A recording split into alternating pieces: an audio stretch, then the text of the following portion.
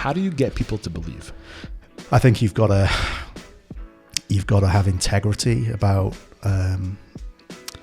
what you are trying to achieve and how you're going to approach it and how you deal with people. I think people follow good people most of the time. Yeah. So, there's so many, how many times have you been in a situation or managed a project or a restaurant or whatever, and as soon as you throw out an initiative, people start backing out the room because they either don't believe in what you're saying or, they're not inspired by you in some way. So I think you do that with integrity. I think you share, you have crystal clear plans, you link A plus B equals C, so it makes sense to people. And you do it with integrity, and you follow up, and you show results, and you reward and recognize. 100%, man. I'm 100% on board. Behind every great restaurant is a great person and great people. This episode made possible by Restaurant Systems Pro. With excitement, allow me to introduce to you today's guest partner and co-founder at KIC Hospitality, Stephen McAloon. My man, Stephen, are you feeling unstoppable today? I am. Most days I am, but the older I get, the more the odd aches and pains I feel. But yeah, no, I'm good. I'm good to go. Well, I'm psyched to be here, man. Like, you are a shining example of the work I'm trying to do in terms of how I find guests. And I discovered KIC Hospitality. I was talking to Rachel Cope, who I had on the show in the past. I reconnected with her. I went deeper. And when I talked to her this time around, I found out that I actually introduced her to the Hunt brothers, Brandon Hunt.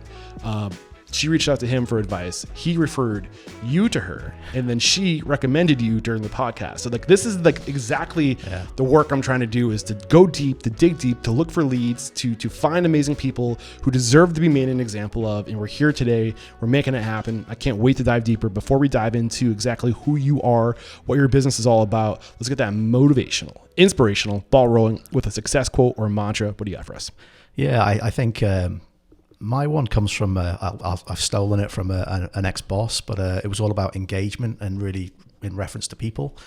So, he used to quote, and it was something along the lines of, people participate to the extent that they believe, and believe to the extent that they participate. And I think when you're trying to coach, develop, push a team to a place where it's going to lead to success, if they believe in what you're doing and the mission, then you've got a high chance of a high level of engagement and participation. How do you get people to believe? I think you've got to have integrity about what you are trying to achieve and how you're going to approach it and how you deal with people. I think people follow good people most of the time. Yeah. So, there's so many, how many times have you been in a situation or managed a project or a restaurant or whatever, and as soon as you throw out an initiative, people start backing out the room because they either don't believe in what you're saying or, they're not inspired by you in some way. So I think you do that with integrity. I think you share, you have crystal clear plans, you link A plus B equals C, so it makes sense to people. And you do it with integrity, and you follow up, and you show results, and you reward and recognize. 100%, man. I'm 100% on board. Behind every great restaurant is a great person and great people. And at the core of what we're trying to do here at Restaurant Unstoppable, the birds of the same feather flock together. So when you start talking to one, you find more. That there's a lot of weight to what you just shared right there. Yeah. It's it's my North Star. So I can totally get behind that, man. Before we kind of dive back into your story and kind of share how you got to where you are today, what is KIC Hospitality? Paint the big picture of what you guys do. Yeah, so it's a business that myself and my partner Jeff Gothard formed. Probably that's good coffee, by the way. Damn, thank you. The beauty of the pod. Yeah. You and Jeff. It was something that we put together.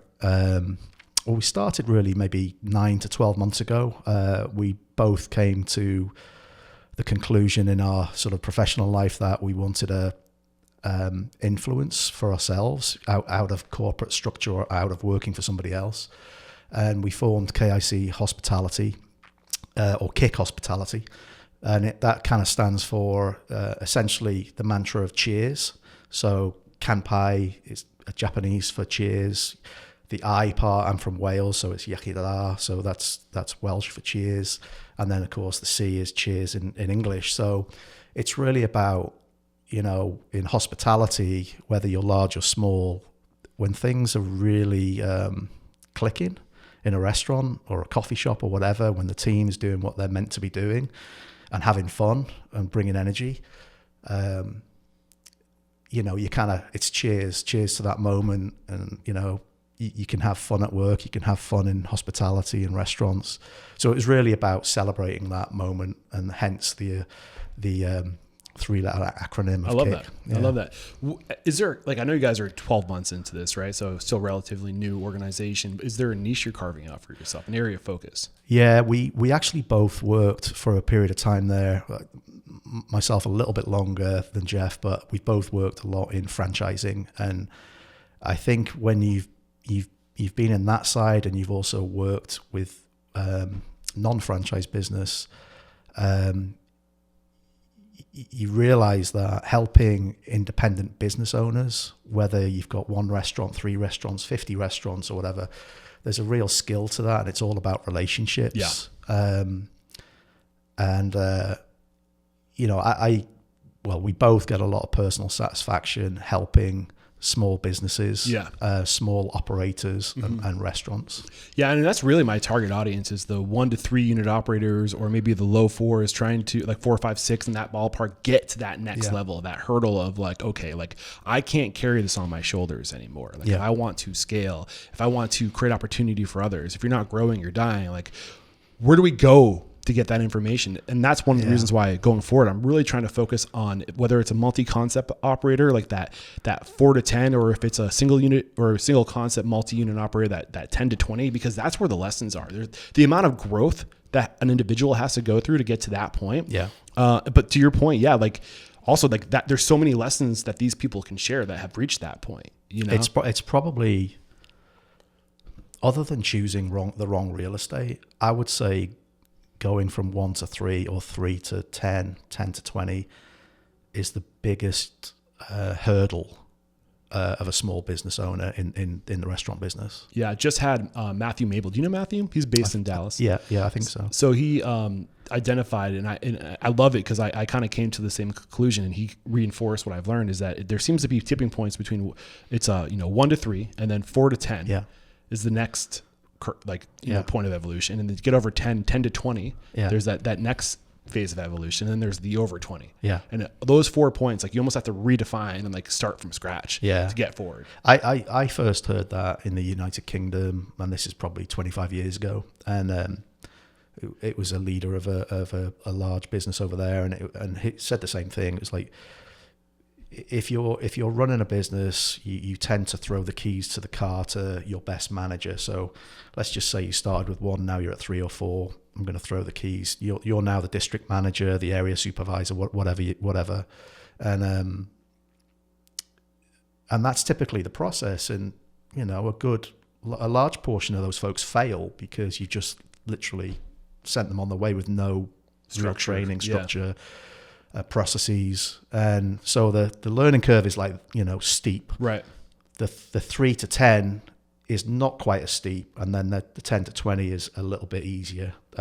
Different challenges, absolutely, but you've cut your teeth really, between 1 and 4, 1 and 5. Right. Proof of concept is what Matt was saying, Matthew. And then the 4 to 10 is really about fine tuning everything to scale. And then beyond 10, it's now I need a whole nother layer of chiefs, the COO, the CEO, the CMO, the CFO. And you have to and usually you're not making enough money to pay all those salaries. Right. So there's some level of venture or going out and raising money to get to that next step. And then it's a completely different business model. Yeah. So or you try and pay for it, which it's like you say, it's tough.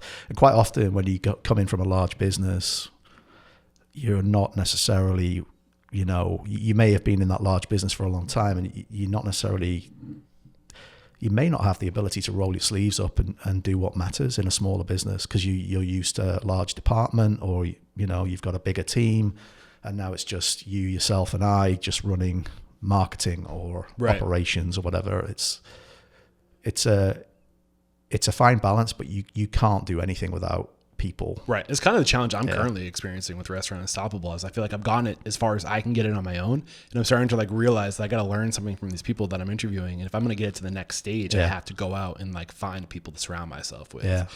So it's a real challenge. But let's dive into your story now. I mean, I give myself like 30 minutes to kind of wrap my mind around who I'm going to talk to. And thank God for LinkedIn because it makes my job so much easier. But like you started in 99, you were with Whitbread. Whitbread. Thank you very much. That was from 99. And then in 01 to 04, you were with Costa, which was a coffee company. Yeah. And then you were with Elior UK. You did that until 2006 to 2013. It looks like you jumped the pond and came over stateside. You were with Schlotzsky's. Yeah. You did that until 13, and then 13 to 18, you were with Moe's Southwest Grill. And it looks like with most of these titles, you're a VP of franchise and operations, some sort of combination of, and then 18 to 23, you're with Airmark. A little pivot there, different kind of business model, right? And then you were with Gamebox. Never heard of that. Immersive Gamebox. Yeah. And then that is when you left and now you started KIC. So we have a lot to cover today. Yeah. But in all these roles, you were in operations. Safe to say?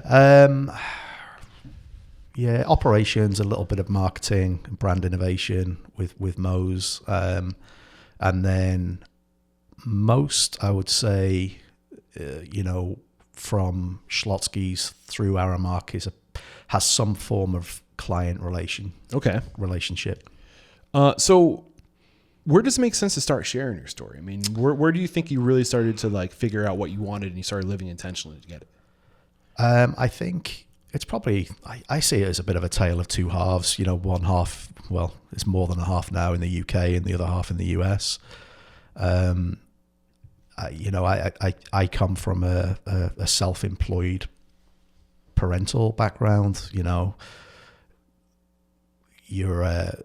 if you want to go on vacation, your dad or your mom, whoever's running the business, has to pay for somebody to take their place, so they're few and far between. Right. Great childhood, all that good stuff. But it kind of spoke to me in terms of like the small business owner and what they have to do to make a living, and some of the sacrifices that you have to make and the risk associated with it as well.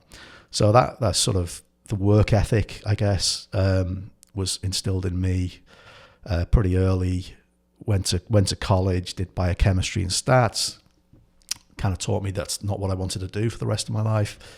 And then joined Whitbread, which is a large company, multiple brands, but joined a concept called Café Rouge, which is sort of polished casual French. Loved it. Worked the bar, waiting on, worked the kitchen, management, then went into the multi-unit side of it. And then they also own Costa Coffee, which is kind of like the Starbucks, but in the UK, and now coming to the States, owned by Coca-Cola now, actually. So did a little stint with Elior, which is a large food contract provider. And then my other half decided to move to the States. 2 years long distance, and then I decided to come over here. Once I got here, I joined Schlotzsky's, and that was the first time working with franchisees. Okay. So that was an interesting time because about 18 months or so before I joined the leadership of that brand, which I think was probably about 350 at the time, took them into bankruptcy. Oh wow. Yeah. So of course, if you're working for the corporate side, working with independent business owners, franchisees, you're scum of the earth because, you're part of the reason why I can't get, it's cash on delivery. I can't get my delivery because you've been, the franchisor has taken us into bankruptcy to some degree. And so that was a real, and that's where I met Jeff, my partner. So that was a real learning about working with independent business owners and building relationships. Let's bookmark that. Let's get to that point. But during your time in the UK, when you were with Costa and Whit, 99 to 2004, this is your first venture into food and beverage, right? Yeah. When did you know this is what you wanted to do for the rest of your life? Was it during this time? It was probably when I first managed as a GM first managed my first location. And you're a young guy at this point. This is going back 25 years ago. You're just out of college? 25, 26, 25? Something like that. So you what were you doing before that? Finished college age 21, 22-ish. And you said you were in chemistry and what? Biology and chemistry, yeah. And that wasn't doing it for you? No, you kind of looked around at the time and there was a lot of vocations like pharmaceuticals and pharmaceutical representing and things like that. And I'd done a year out. I'd managed to get a couple of published papers, nothing really directly because of my influence, more luck than anything else. Anyway, it was a great experience. I went through, the 4 years there and stuff. So, but all the way through college, or pretty much all the way through, I worked in a nightclub, which kind of gave me a little bit of a taste for working in hospitality. Started to catch the bug. What did you love about it? I loved the fact that at the time me and a good mate of mine, I was his best man. He was my best man. He's Irish, and there was me and him working the bar in Bristol, England, and we worked Thursday, Friday, Saturday through college, and so. On the one hand, you could earn money because it was cash in hand. Right. And on the other hand, you were in a nightclub environment, so you could have a little bit of fun at the same time. And it was pretty casual as well. Yeah. So that was probably the draw. One of the draws, the starting ones anyway. Yeah, for sure. Yeah. So when you started working, when you left your old career of biology and chemistry for food and beverage, what did your family think of this? They always kind of trusted me to get on with I was pretty self-sufficient, always got on with whatever I was doing, and very supportive. Again, my mum and dad worked in a self-employed environment, so they understood change and making decisions like that. What kind of brands did Whit have? It's a big public company, so they owned Costa Coffee. They owned Cafe Rouge at the time. They were in hotels. They had, Travel Inn. I think they were the franchisor of Marriott as well at the time. So a very large publicly traded company So go ahead. Actually one of the oldest, I think it was one of the oldest brewing companies going back to the 1700s. Okay. Originally they owned, a few thousand pubs basically. So when you joined, what was your point of entry within that organization? I was opening a restaurant. I was working, me and a good friend of mine out of college worked behind the bar. Okay. Yeah. And how long were you doing that before you started climbing the ranks? It was probably the difference between, 22 and 25, 26. And did somebody see something in you, or did you go after promotion, or were you asked to take a step up? I think in the first couple of years, because hard work, always willing to put the effort in, working, New Year's Eve, Christmas Eve, all the things, and then you get offered, the typical sort of approach of assistant manager on duty, general manager, things of that nature, and then different volume restaurants. What rank did you climb to before departing that organization? I was a retail development manager for Costa Coffee. So I switched brands, same company same parent company Whitbread, but I went from Cafe Rouge to Dome, multi-unit leadership in Dome restaurants, which were like French brasseries, 60%, 70% food, 30% beverage, wine, liquor, or whatever, in central London, so high volume. And then my boss at the time for Dome brands moved over to Costa Coffee, and then he asked me would I come with him. Yeah. And so that's what I did. Yeah. What's that quote? People don't work for brands, they work for people. Yeah. Exactly. And about 3 years earlier than that, maybe 2 years earlier, a colleague moved to Costa, and I was kind of like questioning, well, why are you doing that? Like, coffee? Yeah. How hard can it be? And so that's another thing I've learned is it doesn't matter what kind of concept it is. They're all, when it involves people. It's all relationships. Yeah, it's all difficult. Yeah. It's all difficult. What do you mean by that? Go deeper. Well, I thought, how hard can running a coffee shop be, or running 30 or 40 be? And it was as complicated as running a polished casual or an upscale restaurant was, even though, in the restaurants that type of restaurant, you had head chefs, sous chefs, chef de parties, and all that kind of stuff. And now you're dealing with a manager, an assistant manager, and baristas. Yeah. So it was. It's the landscape is always challenging, I think, in hospitality, and just because you're in one space doesn't mean it's any less easier or harder than the other. Right. What would you say your biggest point of evolution was during this time? By the time you left Costa, it was 2004, you're in your late 20s at this point, almost 30. Mm-hmm. How were you starting to see the industry differently by this time?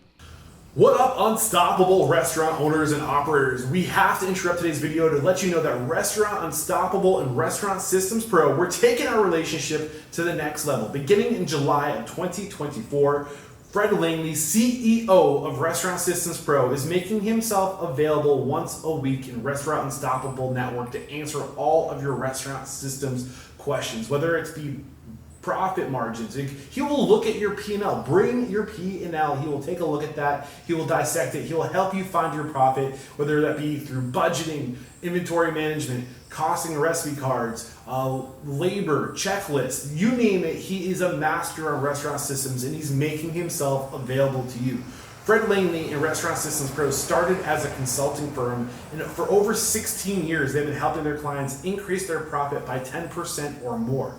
What are you waiting for? Click the link below to join our Facebook group, Restaurant Unstoppable Network. I think I was getting a good grasp of the difference of, being a good operator versus what a good brand is and how far a good brand or concept can take you.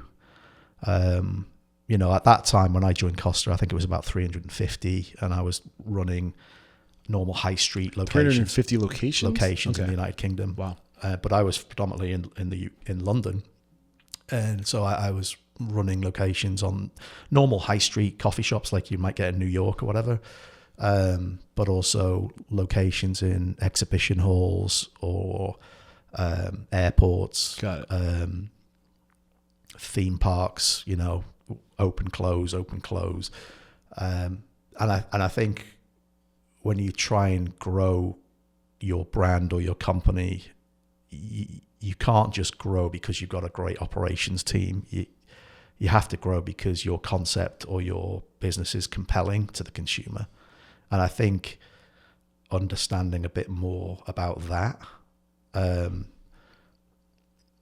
sort of really helped me. So you started getting out of the four walls of operations and started seeing the bigger picture of what works in marketplaces and how marketplaces work. And it's funny you mentioned that because my last interview was Matthew. He says, Matthew's what I was called when I was a child or something like that. He's like, I'm Matthew now. But he said that when you get to that 20 unit mark and there's like two things are happening. Like either you're getting attention or you're not getting attention. Yeah. And it's the brands, to your point, operations can get you to 20, but you need to have a brand that will get you beyond 20. Yeah. And that's something that has legs. That's something that's scalable. That's something that the consumer wants, right? And how to think with that in the end of mind, if you really want to create something, like reverse engineering it from unit one so that it has legs. Yeah, and being relevant, right? So, I mean, we were talking about Aaron. Oh, yeah. Yeah, Dish Society. Past guest on the show. Yeah, yep. So Aaron Lyons. Yeah, so I mean, Aaron's farm to table approach with Dish Society when he wrote the concept, probably 10 years plus ago now. He's just opened his last restaurant in Austin a couple of weeks ago. I'm going to be meeting him there. That's the plan. Yeah, I love it when my interviews come full circle. Yeah, it's just such a small world. But I'd be curious to know what he thinks is relevant now from when he set the concept up 10 years ago. That'd be interesting. And how consumers' expectations have changed. Yeah. You said one thing that I want to kind of hover over before we move over to your next point of evolution or experience. You said that you left one brand to follow a manager to the next brand. What was it about this individual, this mentor? I think he had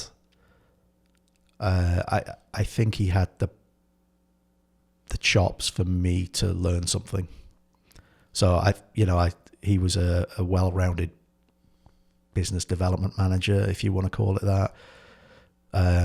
there's different titles for different things and between differences between the US and the UK, but he was responsible for the brand at the time for Dome Brands, and then he went to run a smaller piece of Costa. And I think I knew I could learn something from him. So when you say brand development, is this kind of what we're talking about, getting out of the four walls of like operations, but really focusing on brand? And like what did he teach you? What were the biggest lessons you learned from him? And give him if you want to give him a name, feel free to his name was Foggy Dasilis, actually. He was Greek name. Sort of nickname was Foggy. Yeah. He brought a lot of energy. He'd actually, a lot of his thinking was based on American sort of hospitality and sort of the wow factor. Experience. And really sort of brought that to the table, I think, but was really good with his people. He would do stuff like, set up an incentive of some kind for the managers, and then, somebody would win it, and he would give them a gift of take a ski trip to Austria or something, like real sort of, he wasn't paying for it, but he was rewarding in the right way. And it was always a wow factor to it as well. How'd that make you feel? I mean, it was awesome. I mean, I think he was guest focused, guest forward, knew the business inside out. But it wasn't just about operations. It was about the finances. It was about the brand evolution. It was about the culinary side of the business. And, he got you involved in that, which meant you were constantly learning and constantly growing, Yeah. So, give me an example of some of like the KPIs that he would measure in order to to figure out when you would achieve that and unlock that award or that reward of going on like a ski trip or something. Yeah, I mean, a good one, especially in the coffee business at the time, and this is a time where Starbucks was just creeping into the UK, and there was third wave coffee or whatever was just sort of getting out there, and it was really about having a metric and then the ability to influence your team. And of course, if you're running 30 or 40 or 50 locations, that's quite a responsibility. So an example would be typical small, medium, and large drink. The goal is to change the product mix between having more medium and large than small and medium. So by doing that, theoretically, you're increasing revenue, increasing check, yeah, increasing revenue. So so you'd measure the amount or the difference between smalls versus large. The shift. Yeah. Yeah. And if you hit that goal, then you would unlock the reward. Yeah. Yeah. So you'd put out a target. Let's just say that no more than 50% of cup sizes should be in small and medium, and the shift should be more like 70% medium and large. Got it. So yeah. That's something that the managers can get behind. It's directly quantifiable. But then really what you're doing is offering a better level of customer service because you're engaging with the customer in front of you. Yep. So it's kind of a win-win. Yeah. So what made you leave this organization? We got a delivery. I think at the time it was I was approached by Elior, which was a different business, different format. Food distribution? Well, it's a large food contract. So what do you mean by that? So it's a massive business, but it's a business that a lot of people, especially even in the restaurant business, don't really have a lot of knowledge. So what would be equivalent in the US? Like a US Foods or Cisco? No, Aramark or Compass. Got it. So like food service contracting. Yes. Got it. Yeah. And those segments are typically, healthcare, workplace, hospitality, sports and entertainment. Some of these companies are, $20 billion companies right. plus. Elior was a smaller company, but French, trying to get a footprint in the UK. And so what they did was there's a supermarket chain in the UK called Tesco. It's actually an international company as well, but kind of think like Kroger, 24 hour operation, super centers. and they had restaurants in the front of their locations at the time. And so Elior won the business to operate, to take over and operate those spaces. So refresh the menu. Kind of like a management company. Yeah. Kind of, a lot of people say contract catering. Yeah. They're not like catering, but large food contracts. Got it. And so that they needed somebody that could help them scale and go from 0 to 64 locations over 2 years, which was not geographically defined. You could be opening one on the southern coast of England and then up in Scotland. And you know, talk about relationships. You're operating a business within somebody else's four walls, and you're being held accountable for the customer service as well within somebody else's business. So Lots of dynamic there. it's tough. It's tough because, you know, the likes of Walmart and companies that size like Tesco are, you know, they've got high standards, and they're not restaurateurs. Yeah. You know. So you were recruited out of Costa to be a part of Elior. What was your role going to be? Was it launching? Was it getting these contracts started and operating, or were you more about managing the teams, or were you more about finding the opportunity to go into? It was all really. It was a regional director position. So there was two of us at the time. We sort of split up the country a little bit, and we knew we had a pipeline of at least 64 locations, probably end up with 200.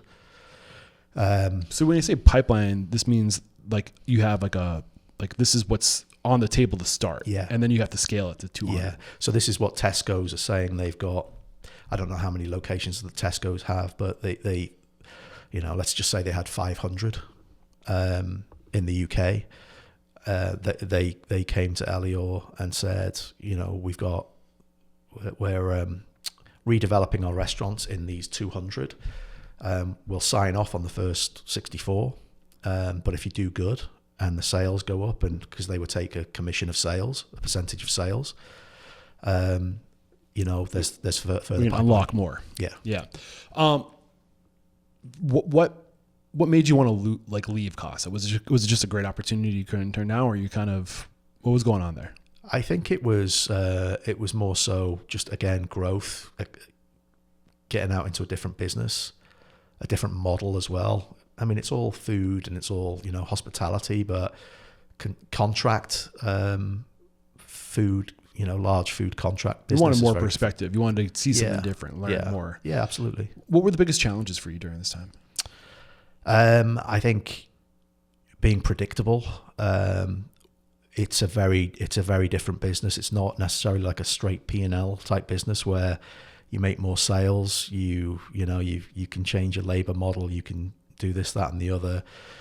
Quite often you're in a subsidized environment. So you've agreed, you know, some of those locations might be loss making, but you've agreed a subsidy, which, you know, essentially is, you know, could be $10,000 a month, could be $20,000 a month. So you're looking for brand consistency. You want all these retail stores that have the same experience, but one might be underperforming. But as long as not necessarily underperforming, they just might not get enough traffic in there. Okay. Yeah. So that the other locations would float those locations in order to maintain the same guest experience. Or Tesco's are just happy to subsidize that experience for their consumer. Got it. Yeah. Got it. So you said that the challenge was being predictable. So moving from a more chaotic to a more structured organization? Well, financially predictable. So how was that a struggle though?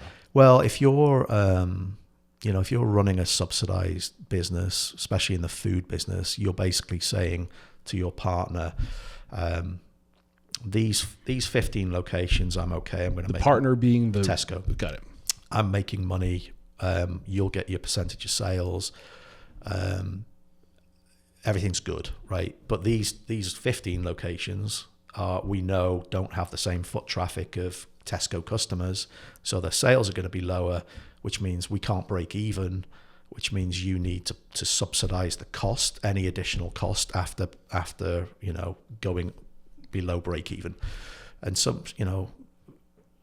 sometimes that could mean tens of thousands of dollars. So, but that's somebody's budget, right, for Tesco. So if in 1 month I'm budgeted out to lose $10,000, but I lose $25,000, that can be really detrimental. So the challenge was being able to predict how well.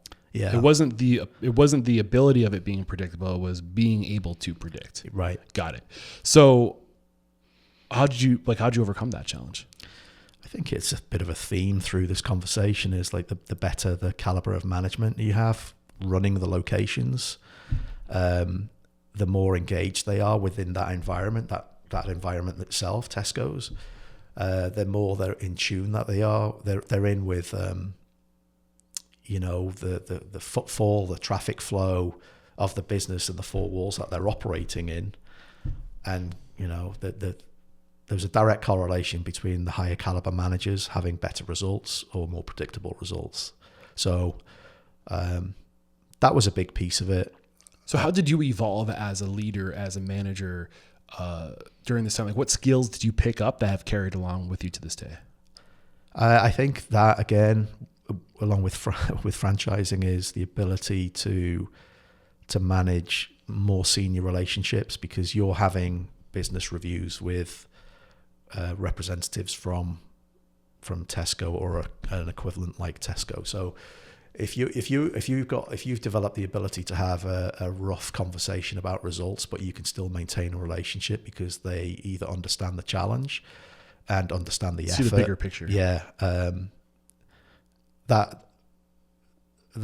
been a bit of a theme all the way through my career, whether it's, Costa Coffee dealing with Madame Tussauds group, or British Airways, with the London Eye, places like that. Managing relationships, they might have a big name behind them, but they're all people at the end of the day. And, if you can get common ground and if you can articulate yourself correctly and with integrity, I think you're halfway to maintaining a contract or maintaining a business relationship, especially if you can get results, which is ultimately what matters. So I'm thinking things like transparency, thinking win-win, really just like good communication. Yeah. Metrics, being transparent with your metrics. Yeah. My traffic was, guest count was up, down, but I made the most from that guest count than I, in terms of check, in terms of experience, in terms of executing brand standards. So you were with Elior from 05 to 06, a short period of time. Just under 2 years. Just under 2 years. So, and you said that it was your partner coming to the States that kind of pulled you. Dragged me across. Yeah. So, did you have something lined up when you got here? No, I didn't. So let's just kind of jump to that. Unless there's anything else you want to share from that experience that you think has served you to this day. I think, I mean, Schlotzsky's was probably Schlotzsky's. Am I saying that? Yeah, Schlotzsky's. Yeah. Sorry, did I interrupt you? Go ahead. No, it's good. I think living and working in London, was a big learning curve. It's operating in New York is very different from operating in Dallas, and it's the same as in the UK. Right. Operating in, say, Liverpool is very different from operating in London. It's much bigger scale, different challenges. So, good learning. Yeah. So you end up coming stateside. The year is 2006. Did you have any intention of like what you wanted to do? Like, did you have a plan for yourself? Were you saying like the next thing I do will, X, Y, Z? Well, first off, my wife had moved. We weren't married at the time. We didn't know we were going to get married, and we'd been dating for 3 months, and all of a sudden she's like, see ya, later. I'm off. And she ended up moving over to do a secondment for Pizza Hut, which is based in Dallas. What was she doing with Pizza Hut? Marketing. Okay. Pizza Hut US. And so we did the long distance thing. I did a lot of flights over to Dallas. Kind of probably about halfway through that 2 years, we decided to get married, and so we got married midway through 2005, and she came back to the UK. We got married. She left. 4 days after we got married, I finished out a contract with Elior in London, and then I turned up at DFW airport with my suitcases, and never lived together. Never. Seemed to be go all right. You still here? Yeah. I think she probably thought, "Oh my God, what have I done?" I knew I wanted to continue in the restaurant or retail space. The biggest challenge that I had was I had to wait a little bit before my visas and stuff came through and I could legally work and all that good stuff. The other piece of that is, the job roles are slightly different and the titles are slightly different. And when you're applying for jobs, it's like the understanding of maybe some of the brands or companies that I've worked with, you might not know about, right? Right. So that, when you're applying for roles, that was a tough challenge. Got past it, but So what were the roles you were looking for? Mainly, regional or, getting into a, 10, 15, 20 location operation, with a reputable Right. company. Right. I won't lie. When I was doing my research, just like I never heard of what's Elior, right? What's Costco? Yeah. What's Whitbreads? Yeah. Yeah. So like, it was Whitbread. Whitbread, yeah. Whitbread. So like these are companies. I'm like, oh, like you must have been working for some small operations in the UK, right? But they're giant, so they're probably running into the same issues of like brand recognition. Yeah. And that's much of what success in the US is like. Yeah. You see this with like on a smaller scale with like the more like Michelin, James Beard world of like, especially like during 07 to like, that like 10-year period, 07 to 17, where retail was dying and everybody wanted to put restaurants in these retail spaces and like, oh, did you work for James, Thomas Keller, like, did you work for a James Beard chef? Okay, well, you're going to get a restaurant. And like, if you could tie your brand and associate yourself with like these other successful chefs, like you could open a restaurant, and it was all about brand recognition. But the same is true at the corporate level. Like, what were the big companies you work for? So you're running into this challenge of nobody recognizing. Same challenge. It's the same challenge. Yeah. And it's the same challenge, actually. You might not think it, but working for some of the big companies, still, it's a people business. It's the same challenge.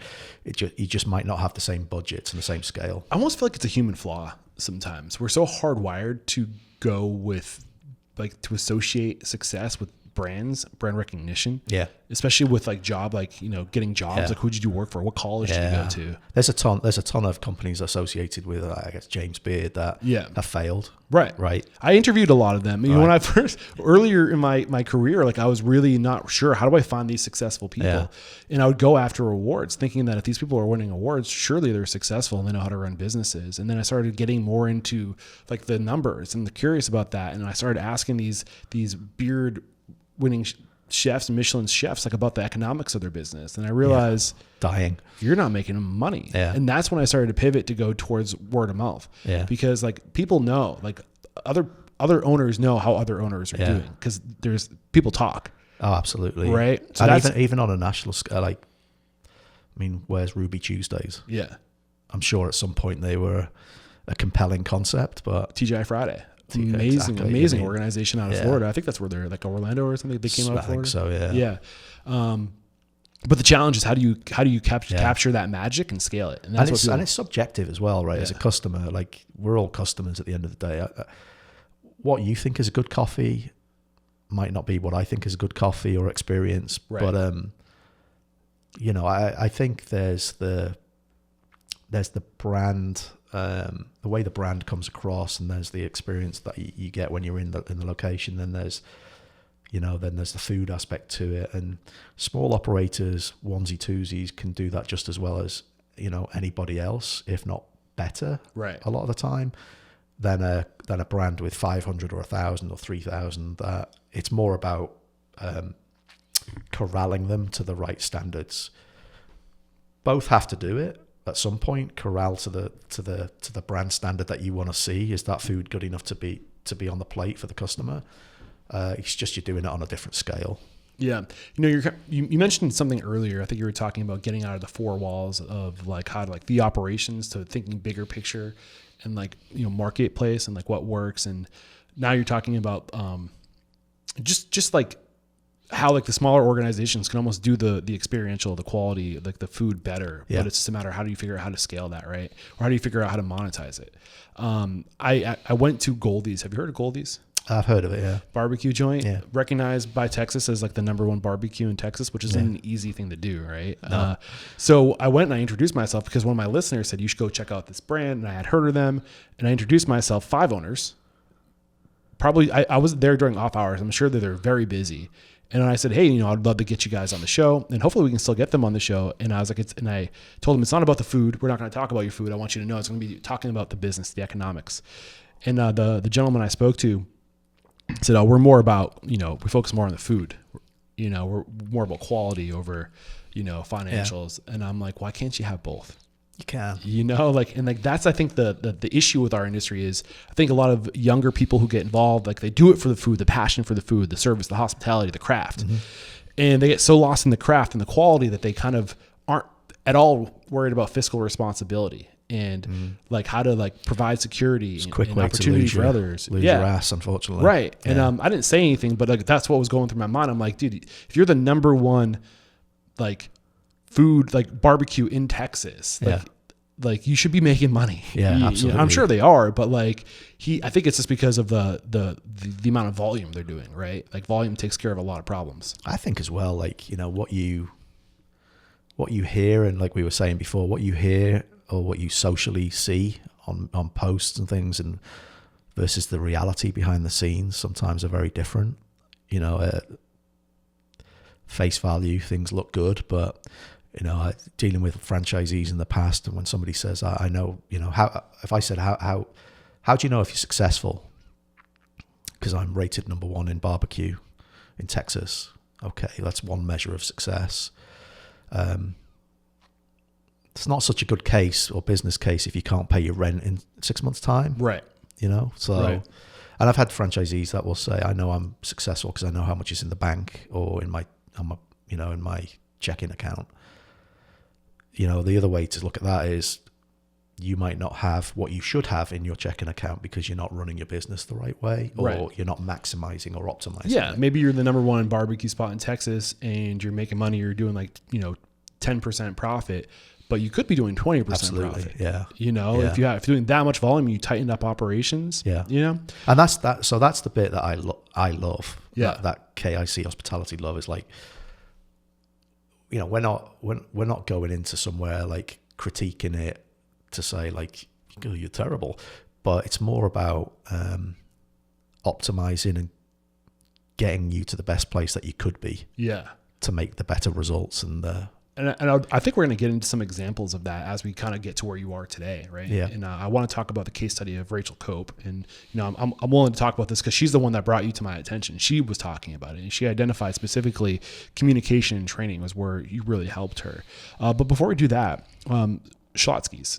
From 2006 to 2013, This is your first time working with franchising. Like, what was for you? What was the challenge when you came in? I think you were hired as the franchise operations director, regional director. So, like, what was that like? Franchise consultant first, and then regional director. Consulting for franchises, and you never worked in one before. Yeah. I mean, they're all restaurants at the end of the day, and actually, it was it was a journey, right? So I getting interviewed. So the company that bought Schlotzsky's, probably within a year of joining, now is the company called Go-To Brands, formerly Focus Brands.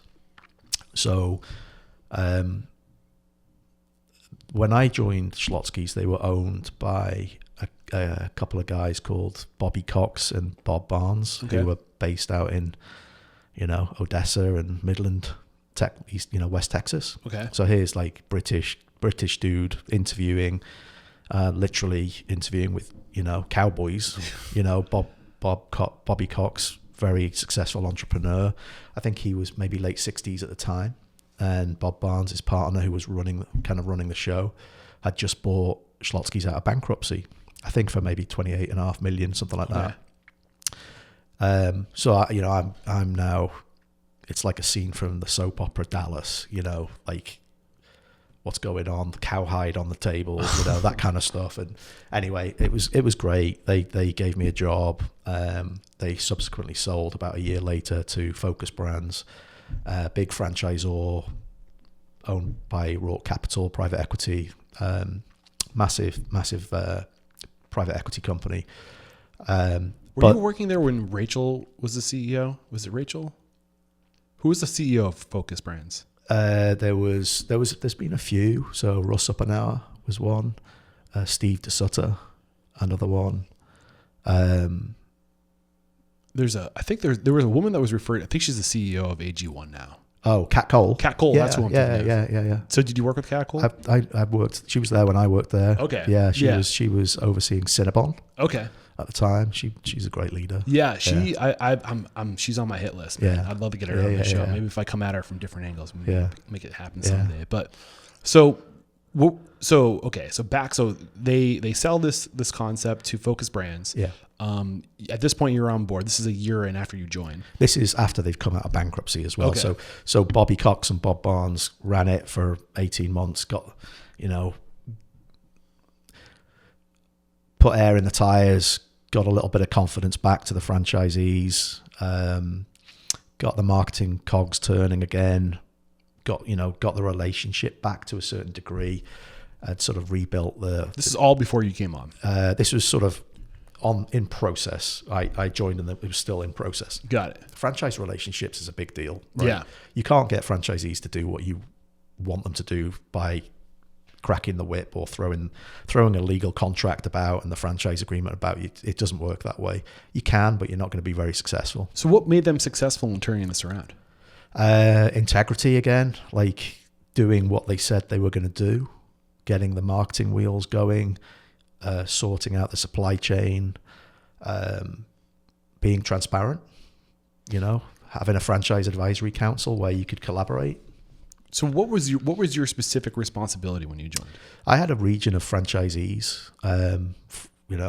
That changed occasionally, but it could be from north of Austin through to Dallas, through to Arkansas, through to El Paso, Omaha. It was interesting because you are literally dealing with sometimes a franchisee that has one in Greenville, Texas. Joe Mabry, remember him fondly, him and his wife ran the little old Schlotzskys out there, made a successful career out of it while fostering kids at the same time, right. Dealing with somebody like that's on a budget, that doesn't have a big marketing budget and can't, necessarily promote the concept on TV or whatever right. at the time. You have to be able to develop a relationship in order to help them get better business results and also represent the brand. So when you're saying, dealing with what you were doing, you mentioned this earlier, that it was really client relations and the client was the franchisee and you're representing the franchisor. Correct. And I'm consulting with them on improving either their operations, their P&L results, them, supporting their marketing tactics. So, it's, everything in the United States is, there's a lot of businesses that are franchised, hotels, battery companies, restaurants, whatever. Generally speaking, the majority are probably franchised. And so you're providing the model for a franchisee to follow. Really, hopefully, in the restaurant business, they've chosen the right real estate with your help. And if they follow the recipes, the marketing playbooks, the operation platform, they'll have a high chance of making money. Right. How do you feel about the franchise model today? I like it when the franchisor has a philosophy of integrity around what they're doing. There's a lot that don't. Maybe not intentionally. I think Focus Brands at the time did. I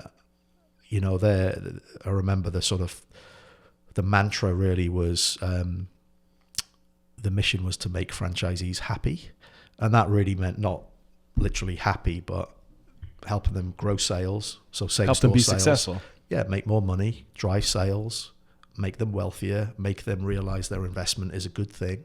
Because, the franchisees aren't corporate entities. They've put their own. They're mom and pops. Yeah. Yeah. And some of them are mom and pop. Some of them have grown to be big Right. organizations in themselves. But, the vast majority are probably putting their livelihoods on stake. They're putting the mortgage to the house and taking a risk. So the only difference between that and say an independent is that they've got a brand name above the door, and hopefully that might help be successful. What were the difference between the successful operators, franchisees operators, and the ones that were struggling? I think the ones that are closer to their business, non-absentee, Not looking for passive income. they know they still. I think the best operators, whether you're corporate or independent, are those that still have a grasp on the standards of what you're selling. So, there's folks that I've worked with, regional vice president levels or whatever in different concepts where they still know the recipe for a product. They still know the rice is made with these 4 ingredients. They don't make them on a daily basis, but they know what they taste like and what they should look like, so they could coach it back. And so I think once, there's a bit of I see it as a bit of a dial. The further up the chain you get, the further away from the actual detail of running the operation you are. And I think you should always make a habit of staying close to the operation and being able to go from 0 to 10 on the dial. 10 meaning you could kind of jump in if necessary. Yeah. And, then go back to your day job. So you were with them for 7 years, Schlotzsky's. 6 or 7 years, yeah. something like And that. this is what you did the entire time? Yeah, different, maybe more of a responsible region, more volume maybe by the time I left. So started as a franchise business consultant and then ended up managing franchise business consultants. Okay. So you kind of just you were the next layer above the people that were doing what you were doing. Yeah. What were your points of evolution, your points of growth during this time? Learning the drive-through business. That was interesting. Yeah, that's a whole different game too, huh? Yeah, learning the difference between, just because you're part of a bigger brand, 350 restaurants isn't a national brand. It's a regional brand. So I want to see that. I think that's a part of my goal with this podcast is to see more regional brands. Yeah, yeah. Like, do we really need more 1,000 unit operators? No. How big is big enough? Yeah. I think you could get to 20 or 30 units and still do pretty good for yourself. I think you could get to, 50, Right. on the large end, that's great. The there's 2 concepts that I absolutely love and that I'm excited to be connecting with both of them on this road trip. I'm reconnecting with P. Terry's. Okay. I love what they're doing in Austin. And have you heard of Pal's Sudden Service? No. They're based in eastern Tennessee. Johnson City is their center. Okay. And they have, I think, 20 locations. I've been up there before. All in that area. So P. Terry's never scaled beyond Austin until they got to 17 units. Yeah, they're on fire. Right. And now they're scaling. There's I think the next market they went to is pretty far away. Yeah. San Antonio. Not really. Yeah. So but that slow regional, yeah. owning a market. Yeah. You know? They would call it concentric growth. Yes. Yeah. I love that model where you just grow slowly, circles out. I want to see more of that. And I think that I used to think I was really against corporations and franchise when I started this podcast. I was all about my parents owned an independent restaurant and I really existed to serve the small single unit, multi-unit operators to help them compete with the big corporations of the world. But then I started realizing that, some of these bigger companies aren't all evil, No. and the franchise model can be successful when done right. So in your opinion, we're also going to be talking about your time at Moe's Southwest, which was also a franchise model. Yeah. Are they casual dining or are they kind of fast casual? Fast casual. Kind of like Chipotle? Yeah. Yeah, I've actually never been to a Moe's. How are those, why did you leave Schlotzsky's for Moe's? What was going on there? We were moving out of Dallas, actually. That's part of the reason. And there was a position, a regional vice president position, sister brand, for focus brands. We moving out of Dallas being myself and my wife. Got it. Yeah. But you're still in Dallas, so you came back. We went up to New York for a couple of years. Okay. So I looked after a region of Moe's Southwest Grills in the Northeast. Okay. So, Philly, Mass, New York,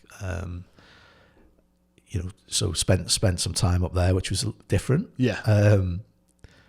And then I took on some responsibility for, which is another interesting aspect to this, is we sort of divided that the Mo's into sort of new, emerging and established markets. So as you try and grow, it was heavy on the East Coast, but on the West Coast, nothing. Even when you got into Texas, and that's kind of an interesting, because you think growth of a concept which may have had 500 when I joined and 700 when I left, 715 maybe. Opening one of those concepts in California was absolutely difficult. Was it just market saturation with that type of food, do you think? Yeah, I mean, brand loyalty to other brands. Yeah. They've been doing it there for decades. Right, that's where it came out of. Yeah, like Moe's Southwest. Yeah. Right. Yeah, so they're doing Southwest food in different markets. So there was more blue water, but then they brought the concept to a saturated market. Yeah, no wonder you're having challenges. Yeah, it's nothing special. Right. So, what was different about your experience with Moe's Southwest? What up, unstoppable restaurant owners and operators? We have to interrupt today's video to let you know that Restaurant Unstoppable and Restaurant Systems Pro, we're taking our relationship to the next level. Beginning in July of 2024, Fred Langley, CEO of Restaurant Systems Pro, is making himself available once a week in Restaurant Unstoppable Network to answer all of your restaurant systems questions, whether it's the profit margins. He will look at your P&L. Bring your P&L. He will take a look at that. He will dissect it. He will help you find your profit, whether that be through budgeting, inventory management, costing and recipe cards, labor, checklists, you name it. He is a master of restaurant systems, and he's making himself available to you. Fred Langley and Restaurant Systems Pro started as a consulting firm, and for over 16 years, they've been helping their clients increase their profit by 10% or more. What are you waiting for? Click the link below to join our Facebook group, Restaurant Unstoppable Network. I think I got involved in the last sort of 18 months that I was there. I was asked to do a brand innovation role, which they needed somebody that could sort of cross functions. Prior to that, were you doing what you were doing with Schlotzsky's? I had more Schlotzsky's. Yeah, Schlotzsky's. You got it right. You got it right.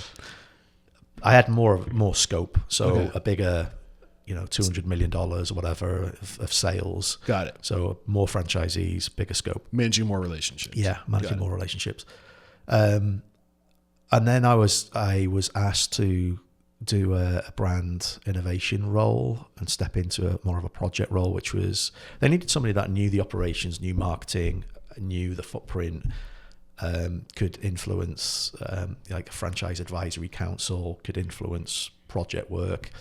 And what this project was unique because when sales, and this is kind of an important point to get to even small business owners or independents, is that when sales and transactions have been going up year after year and they slowly start to peak and then they start pointing downwards, at that point, a lot of companies will sit back and say, okay, we need a bit of an intervention. We need it's called a brand revitalization, right? So you juxtapose from what you were doing before. Yeah. You may be 20 years into it, 10 years into it, and now, competition has come in, they're doing exactly the same thing. And with Moe's, we used a big branding agency. They came in and did consumer insights. We already had consumer insights, but in essence, at that point in time, which was, I want to say maybe the start of end of 2016, 17, something like that. If a customer came out of their front door and Chipotle was a mile to the right and Moe's was 1.1 miles to the left, they would just simply go to the Chipotle because they all served, or Qdoba, they all served tacos, burrito bowls, salad bowls, whatever. It was all the same, sea of sameness. Yeah. And so when you get to that point, you have to really take a look at what you're doing and sort of say, well, why am I different? Why am I differentiated? And why are the customers using us? And why are they going to other places? So is it customization? Is it price point? Is it convenience? Values, why, story. Yeah, yeah. So you then take that research. I mean, we at the time did, look, you know, we would go out into heavy, medium, and low user markets, interview customers in their own home, and like, why do you come? Why don't you come more often? What do you like? What do you buy? What would you buy? Did all that kind of research, and then came back and put a plan together as to what the next prototype would look like for that concept, which was the project that I was leading. So what does the evolution of that footprint look like? Everything from a logo through to the operating model. And you got to remember at the same time, you know, third-party delivery was just coming into its own. You know, I think when I moved up to New York, it was 2013, maybe 2014 was when Postmates was just starting up, and they were only in New York, I think maybe Atlanta at the time, but that was the only third-party company out there. Right. So how do you set the footprint up? How do you set a prototype up? Also to include a drive-through, which they'd never done before. You know, how do you set that prototype up for the future? And also, when you're franchising, you can't have 50 brand new looking restaurants and everything else looks 20 years old or 30 years old. You have to provide like a remodel, refresh program that those franchisees can follow. Right. So it was, how do you create bridging plans where the franchisees can reinvest into their buildings and their model, but do all that so it makes sense to the consumer, but also do all that so it makes financial sense to the owner and the operator. That's quite difficult to do. How did you do? You know, we made by the time that I'd left, we'd had 3 or 4 prototypes open, and we'd had maybe 5 or 6 of the drive-throughs open. The drive-throughs were awesome. You needed about 250 square foot of extra space, a little bit more equipment, an extra 30 to 40% of sales on the average unit volumes, to the point where I think all locations now for most, they do want a higher proportion of drive-through business. And the bridging plan for the new prototype, you know, they're following the prototype. I mean, it evolves, but the brand standards, the footprint, the package, you know, the FF&E, the fixtures and equipment package, you know, they're going down that road. Have been for a few years. So why did you leave this organization? I think I know I left that probably for the same reason as I went to Elior. Yeah. I think moving to the States was more of a not a leap of faith, but you know, if it didn't work, I knew I could go back to the UK, right? So, right. I remember feeling at the time that I'd worked 6.5, 7 years with Schlotzsky's under the same parent company, and then with Schlotzsky's, we'd done some co-branding with Cinnabon, so I was familiar with Cinnabon, and I'd at that point done 6 years with Moe's. Great team, great business, great franchisees in both. So it was a case of, you know, what do I do next? Do I go and work at the time they had McAllister's, Carvel, Auntie Anne's Pretzels, and now they own Jamba Juice. Yeah, Focus brands. Auntie Anne's Pretzels, that's another person, the founder of that company. She's based in Austin, Texas. Yeah. I'm trying to get her on the show. She's not around on this trip, but I think she's got a really cool story. Yeah. Her name's escaping me for some reason. Anne Byler. Yeah, I should have known it was Anne. Yeah. Yeah, I've listened to her speak a few times. But I kind of got to the point where I was thinking, do I want to go into I felt like I was going to do the same thing that I did prior to going into the brand innovation role.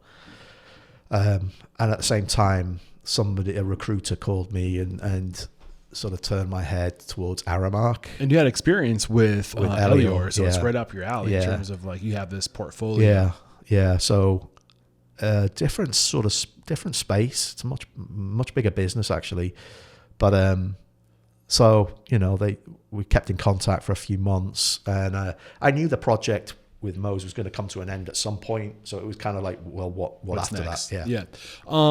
Before we move away from the whole franchise model, like where are you today in terms of franchising? And like, is that a model that you would encourage people to get into? Is it what you're passionate about? Because now you're not working with franchises, you're working with independents primarily, right? Yeah, and I want to. Yeah. I think we could help some franchise groups, maybe look at market by market performance, things of that nature. What could you do better? Why your sales down or the trajectory's down? Most of those businesses are pretty well set up and pretty well resourced. But maybe, some of the smaller groups that are trying to franchise, and there's quite a lot of those, could do with some help. So I wouldn't say we're never going to work, or wouldn't focus on that. But I think more the independent route is where the passion lies. So, I mean, it's a subject I've never really tried to go deeper into, but I'm opening myself up to it more now. Yeah. I had the founder of Intercanola Law Firm on the show. I don't know if you know Charles Intercanola. No. He does franchise law, and he has a bunch of franchise clients.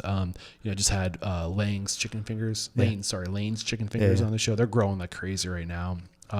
And I think the big takeaways I'm getting from these leaders are that there's 3 ways to make money with a franchise, and it's through the actual selling of the franchise to the franchisee, the royalties that you get, and then there's making money on the supply chain. Where do you lie with those 3 verticals of cash flow? I think making money on the franchise deal, it's not where you should be playing too much. That should be the gravy, if anything. A nice add-on. Yeah. You can make money on franchise fees, right? So you buy a Subway from Subway, and they might charge you $20,000, $30,000 per franchise agreement per location. So you're not making a ton of money on that. No, and it's a one-time thing, right? Unless you're renewing, and then you might pay a renewal fee. Okay. So if you own 20, they're typically a 20. Most franchises are a 20-year agreement with maybe a 10-year extension. So you're in it. It's like a relationship, right? It's like a marriage. You're in it. Royalties are where you should be focusing, purely because it's a percentage of sales. Right. So if they're successful, that's where you have the most potential of earning.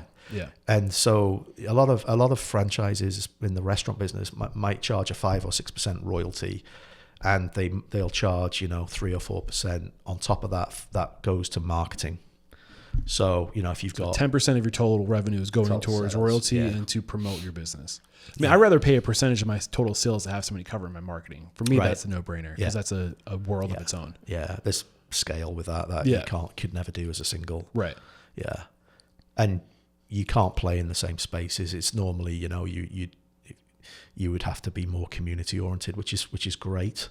But if you wanted national buys and things of that nature and presence, on a bigger scale, that you would have no chance. So the more you can drive that average unit volume up for the whole system, the more royalties you get, the more marketing dollars you'll get. So there's that side of it, and then there's opening. And I don't mean openings, new openings, because of the one-time franchise agreement fee. It's basically adding to your pot of revenue, right? So you're getting 6% of, if you open another $1 million store, you're going to get 60,000 as a royalty. And if you open 100, you're going to get a lot more. So you being the franchisor. Yeah. So it's growing your base business, your like-for-like business, your same-store sales, and it's growing the number of actual locations. Opportunities for revenue, the royalty opportunities. Yeah. So what about that third part of making money on the supply chain? Yeah, I mean, this seems to be the most controversial of the ways to make money. It is, because there's a natural skepticism, let's say, or healthy skepticism of a franchisee on... Look, my opinion is, if you make money from a supply chain, it should be fed back into the business, and the cost should be passed on to the franchisees. Why is that? Because the franchisees will be more profitable, and they'll want to open more locations, and they'll want to commit to more marketing dollars. So is this like a new? I think it seems like a hot. Like I'm not super familiar with like the world of franchising. Yeah. Is this like a hot subject, like a new thing that like? It's not a new thing.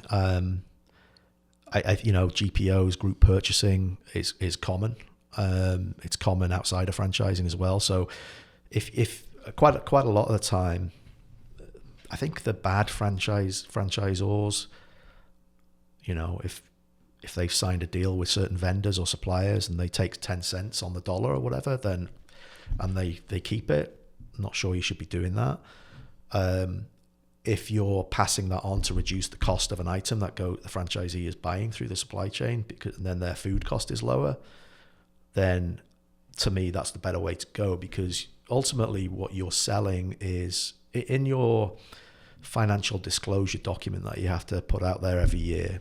You have to put the ratios of sales and profitability of your franchise system. So you have to say Chick-fil-A took 9 million on average, and their profit, their average unit profitability was X, Y, or Z.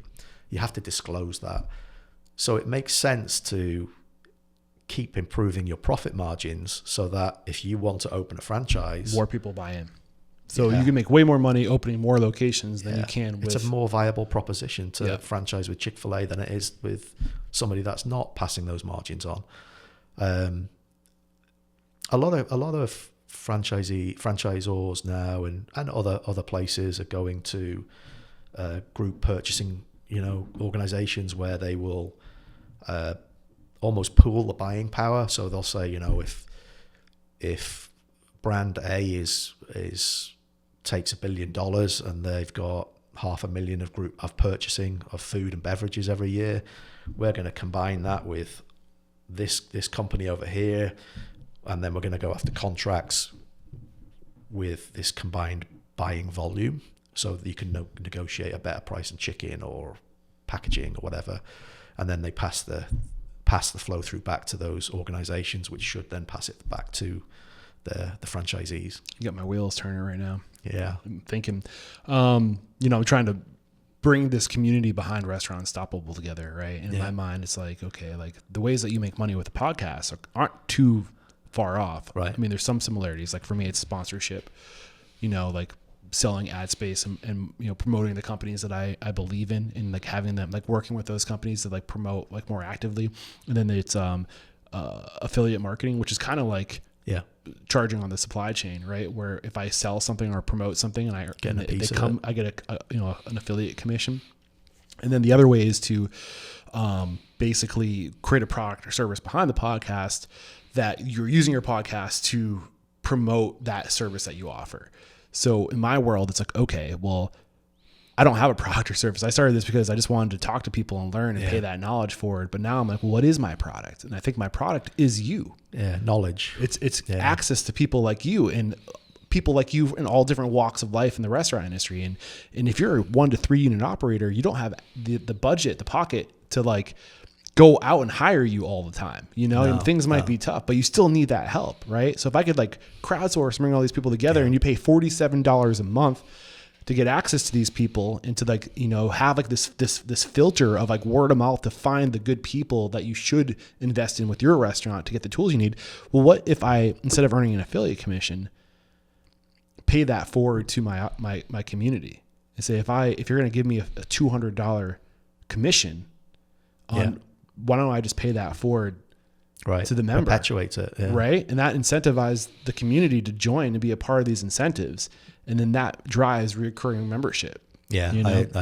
I agree. I mean, how do I like build that though? Like the systems around that and managing all of that. Yeah. I mean, it's an interesting model. And, I think there's those that, I mean, if you've got a network, if you're providing, subscribers of some sort to a network of knowledge, like you say, I mean, if you don't know where to go and you don't have resources around you as an independent business owner, you can go online and contact various folks, and it's going to cost you, and you don't know what you're getting either. So I think if you've got like verifiable, almost like resources that, if I'm an independent owner and I'm following you and I'm potentially willing to pay the subscription or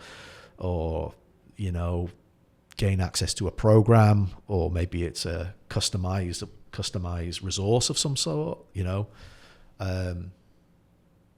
I would find that invaluable. Yeah. I think that the parallels I was drawing was that to add value to protect the franchisee, right, is the model that's successful. Do everything to protect the franchisee, because if you make the franchisee successful, then you are successful. And that parallel for me is if I make my listener successful, and if I can pay forward savings for them, and then there's value in Restaurant Unstoppable Network, and more people sign up, there's more potential earning for me if I take care of my listener. Yeah, right? and that's what you're sharing the... It's just a universal lesson, I guess is the point I'm trying to make. That when you take care of the person you exist to serve, it comes back around. You're sharing the knowledge, and you're sharing the resources, you're sharing, That's what I was trying to communicate. I think that it's like whenever you take whoever the core, like if you're a franchisor, your core market, your core customer is the franchisee. How do you make them successful? Right. If you're a restaurant owner, same idea, like your core customer is your internal customer, your team member. How do I make sure my team members, the people I employ, are successful? When you focus on that, it spills out. Yeah. No, it should perpetuate itself. Yeah. So you leave Moe's and you join Airmark. You're there at 2018 to 2023. Half of that time was during the pandemic. I mean, what was the big going on here? Like what should we focus on during this time? I want to get to where you are today. Yeah. It's a big business. It's, a big company running. My job was overseeing a team from Texas to California that we would put food solution into corporate headquarters, or could be blue collar, white collar, could be, these are quite often, multinational, international companies that we provide a cafe or a restaurant or even a licensed branding. It's a different fiscal model. It's normally a subsidized business. Again, they're paying for a service. It's about volume of client relationships, volume of client contracts. But ultimately, Aramark employed 270,000 employees internationally as well. My job was to run, $300 million worth of business in somebody else's environment with a team. So it's interesting because it's a breakfast and lunch business. This whole food contract model, hospitals, K through 12, college campuses. A campus could be $1 million contract a year. $100 million contract. Sports and entertainment, so running stadiums, facility management, uniform services. I think there is some overlay here, because I just recently had Strategic Hospitality on the show. They're out of Nashville. I don't know if you know the Goldbergs, Ben and Max Goldberg. Yeah. They have their own one-off concepts where really they're a management company, and they invest in chefs and help chefs manage their vision. And they take care of the financials, the operations, the marketing, and then they let the chefs be chefs. Yeah. Right. That's their model. But they also do a management portion where, for example, they the Friends in Low Places bar that Garth Brooks owns. Yeah. They sold that property to Garth Brooks, but now it's his brand, and he owns the building and the concept, but he doesn't want to run it. Strategic Hospitality manages it. Yeah. So I think that there is some overlay here in the world of if you're a badass manager, and everyone today wants to own a restaurant. You got millionaires and celebrities that want to own restaurants, right? But they don't want to actually run the restaurant. They just want to be able to say, I own a restaurant. Gordon Ramsay. Yeah. Right. Wait, tell me more about that operation. Well, I think he's got a presence in North America, right? He basically gives. You could say so. Gives the business to somebody else to run. And just use his celebrity to promote it. Yeah. But so he doesn't get so. Oh, he'll have the standards, and he's putting his name on. I'm sure there's certain approval levels for menuing and things of that nature. But he's not necessarily running his food business in North America. Somebody else is managing it for him. Yeah. It's interesting. I really love the restaurant groups that have diversified portfolios. I'm thinking of the Social Order in Oklahoma City. They have they started with a franchise. So it was Texadelphia. Yeah. And then they sold that, and then they got into the Fuzzy Taco franchise. Yeah. And then they started opening their own one-off. They had the Jones Assembly and 747. And now they're doing David's Hot Chicken franchise. It's a bit of a hot one. Yeah, but they're, pun intended. Yeah. But like, I love that, like that, that getting into like diversifying your portfolio. And I think that management, if you're a good operator, like just managing is another portfolio that we don't explore often enough, in my opinion. Yeah. Can't put all your eggs in one basket. Well, especially with like the world of influencer marketing now, where people, you kind of see it with ghost kitchens, where the only ones that are really successful are the ones that are tied to like a Mr. Beast. Yeah. Because of that influence, that marketing arm, the drive. If they're a ghost kitchen, there's probably quite a few out there that you don't know that. Right. Yeah, I agree with that. I think, even for a company like Aramark through COVID, I mean, the division that I worked in was probably took the longest to come back, because What division was that? It was workplace hospitality. So you put in food solutions into corporate headquarters and facilities. So of course, work from home doesn't help, right? I think that's a huge missed opportunity too. But finish your train of thought. Yeah, I mean, the other divisions were things like, colleges came back quicker in terms of return.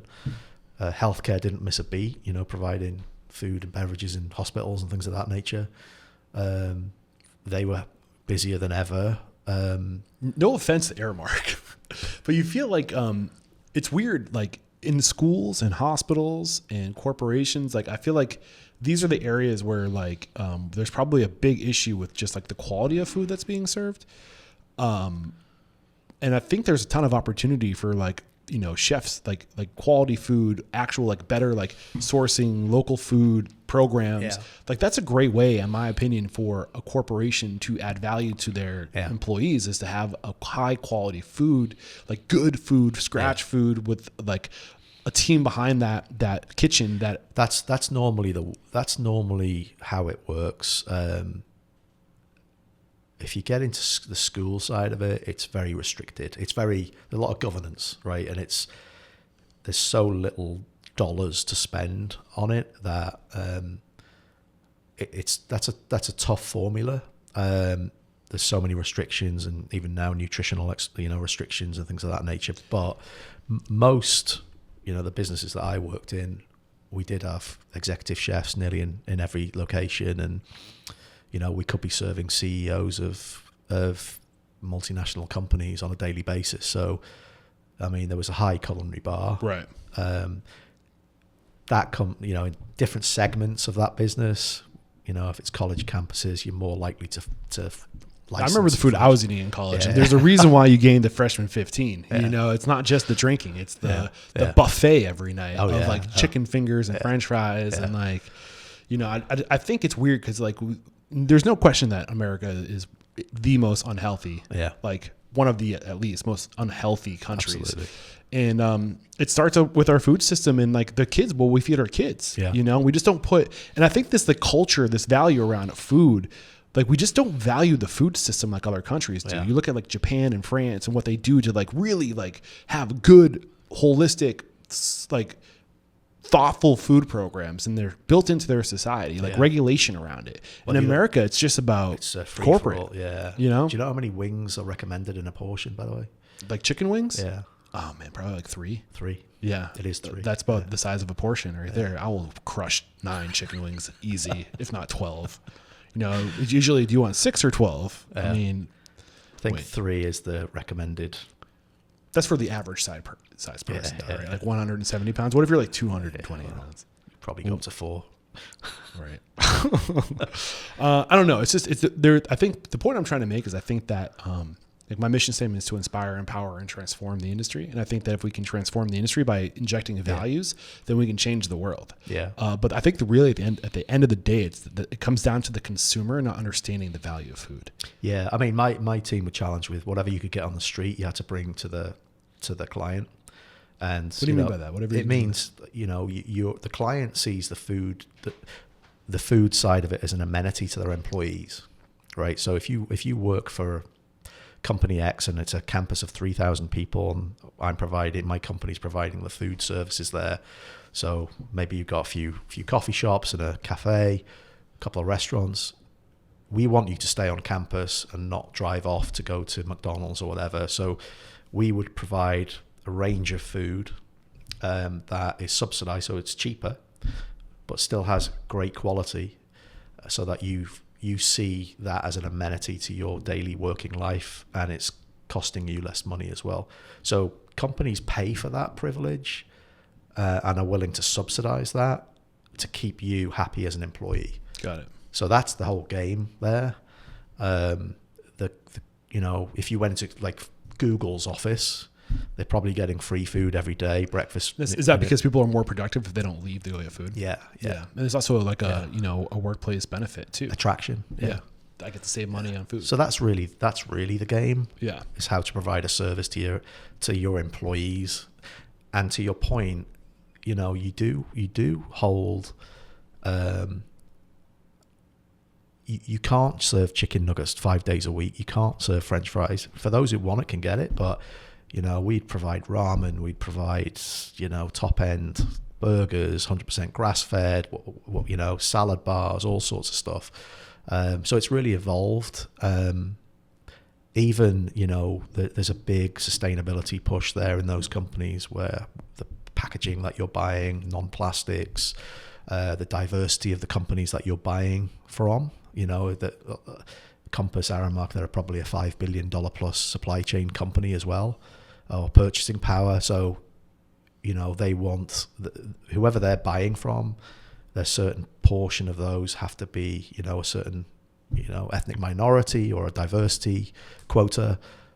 So they are pretty progressive, or more progressive than you remember, because lots changed since I graduated college, I guess. I mean, that was almost, how old am I? 20 years Don't say it. Jesus. Man. So, I mean, I want to get to where you are today. I mean, it's been about, what is Gamebox? Just answer that question. Gamebox was an interesting one. It's basically mixed bricks and mortar locations. And the founder really was, his mantra was social, gaming in a social environment.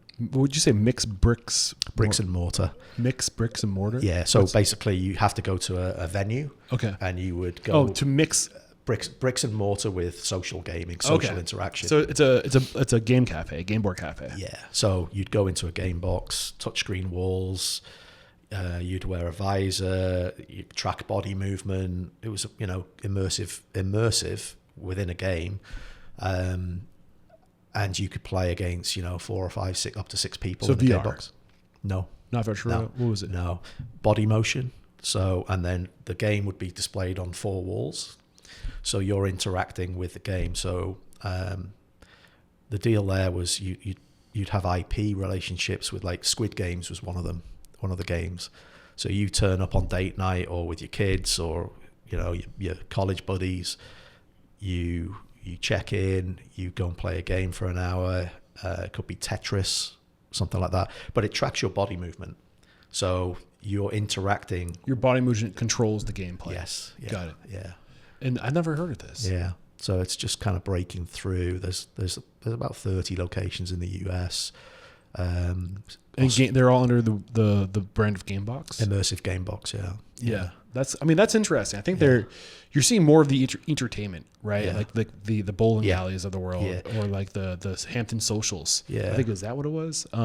Where you can go bowl or play badminton, or it's kind of like escape room, that type of philosophy. The founder it was really more like, instead of playing Fortnite as a 14-year-old up in your bedroom, not socializing, or you're on a headphone and you're blowing people up. It wasn't shoot 'em up.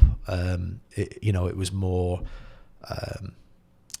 socially engineered and socially interactive, that you're meant to, you're not shooting anybody. Wherever there's people congregating. Yeah. To, like, whether it be for, like, socializing or gaming, or like pickleball is another one that you're seeing absolutely. right now, where like those concepts are killing it. But they're making their money on the pickleball courts, not necessarily the food. When you have like, you're charging $50 an hour for a court, you have 10 courts, you know, and you got 2 people paying 50, maybe, I don't know, 50 times 10, that's $500 an hour of recurring revenue all day. The labor model associated with it. Yeah.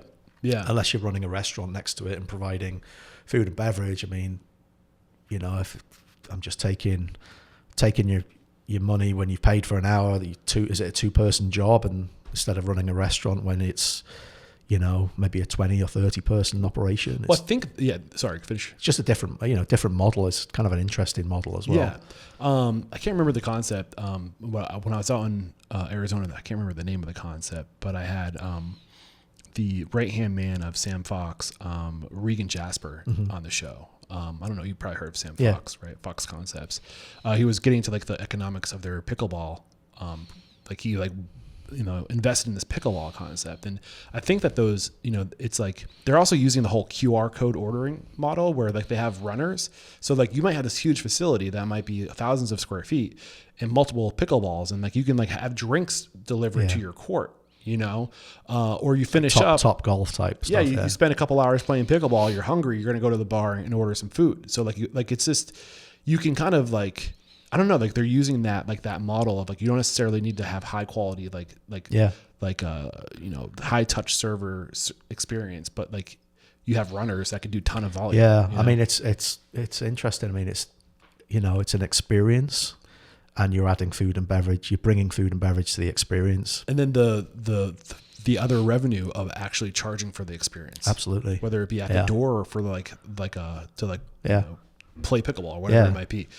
So is this kind of the same business model with the game box? Are you paying like by the hour to play the game? You're booking online. It's a low labor model. You know, it takes 1 or 2 people just to run a location.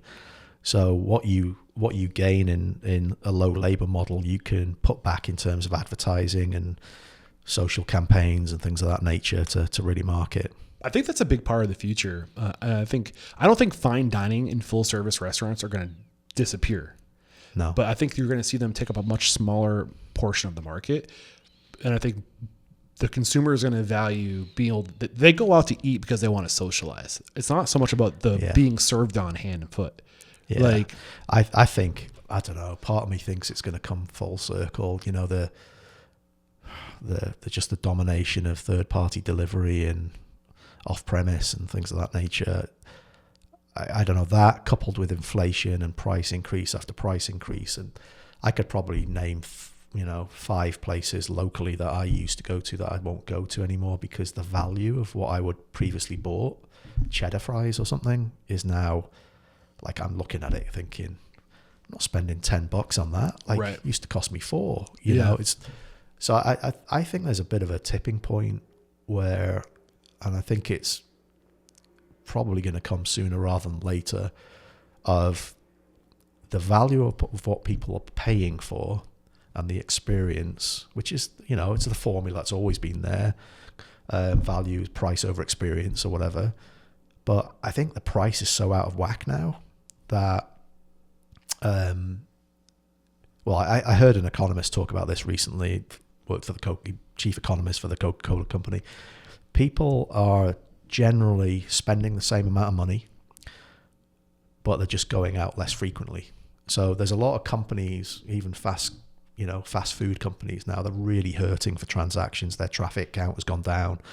Now they're having to put lots of marketing dollars into discounting or bundle deals and things like that. They're having to buy visits and pay for it. They're paying for customers to come in because they're giving 2-for-1 burgers or, whatever. But I don't know. I just think there's a tipping point somewhere that is around pricing and what, the value that people are getting from the product that they're buying. Because I think portions have gone down and prices have gone up. And prices never really come down. Well, I mean, have prices gone up or are they going back to where they were? And that's an interesting. They're either flat or they're going up. So relative to what period of time, though? I think through COVID, I'd say the last 5 years. I think the COVID years and I was part of a big organization with a lot of purchasing power, right? So 8 to 12% food and labor inflation every year over year. Yeah, it's interesting. I think so this is where I'm a little weird, like outside the box, like maybe a little ungrounded. But if you look at like people and our relationship with food over time, I'm talking like 10,000 years, literally everything we did centered around sourcing and eating food. Yeah. It was our existence. So when you think about the cost to get a meal 10,000 years ago, it was literally everything you did centered around getting and feeding yourself. It was your life's goal to find and eat food. Yeah. That was your purpose, right? So how much did we invest? A lot. Everything. Literally our fucking life existence went into food. Yeah. So, and then you fast forward, to like the 20th century, right? That's when things started to change in terms of our relationship with food as we know it today. Really started to change. Where we started to commercialize and like scale the food system and centralize the food system. Mm. And if you're alive today, that's all you know. Because it was, I think, because if you look, I think in the book is the town Food Safe. It profiles a town in Vermont where like they like decentralize the food system and they really big into like sourcing locally. And they're going, I think, don't quote me exactly, but it was like in like the 1920s, the average household income spent like 20% of their income on food. Like that's a big chunk. Today, it's like, or like not that long ago, like in like the early 2000s, it was like 9%. So what I'm asking is, is the cost of food getting more expensive, or did it get really cheap and all we've known for our existence is really cheap food? I think the stat that I listened to maybe 6 months ago was the same amount of disposable income is being spent on the same things as it has done really in the last 60 or 70 years, inclusive of economic crisis, wars, things of that nature. People are still spending the same amount. They just might be spending it in different ways. Well, right. Like that's my next question is, where is our money going? You think about what we spend money on today, like how many like subscription fees does your average? Yeah. How much money are we burning that you know about? And like you think about like food and like, or not food, like the consumer good, like just like clothing, and shoes. Like you bought a pair of shoes 100 years ago, you would go to the cobbler, and you'd get the soles replaced like 20 times until like the leather was just gone. It's not the same shoe anymore. Exactly. And I think it's just like this world of consumerism and like, where is our money going? How many people have giant homes? Two people, like they bought these homes when they had 3 kids and now they still live there and like the house is empty and they're heating it and they're, it's like, where are we spending our money? Yeah.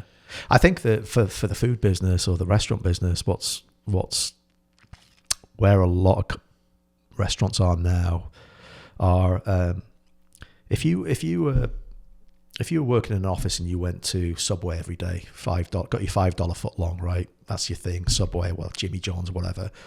And you're doing your $5 foot long. What's happened now is because of pricing, I think the equivalent of a $5 foot long now is $11.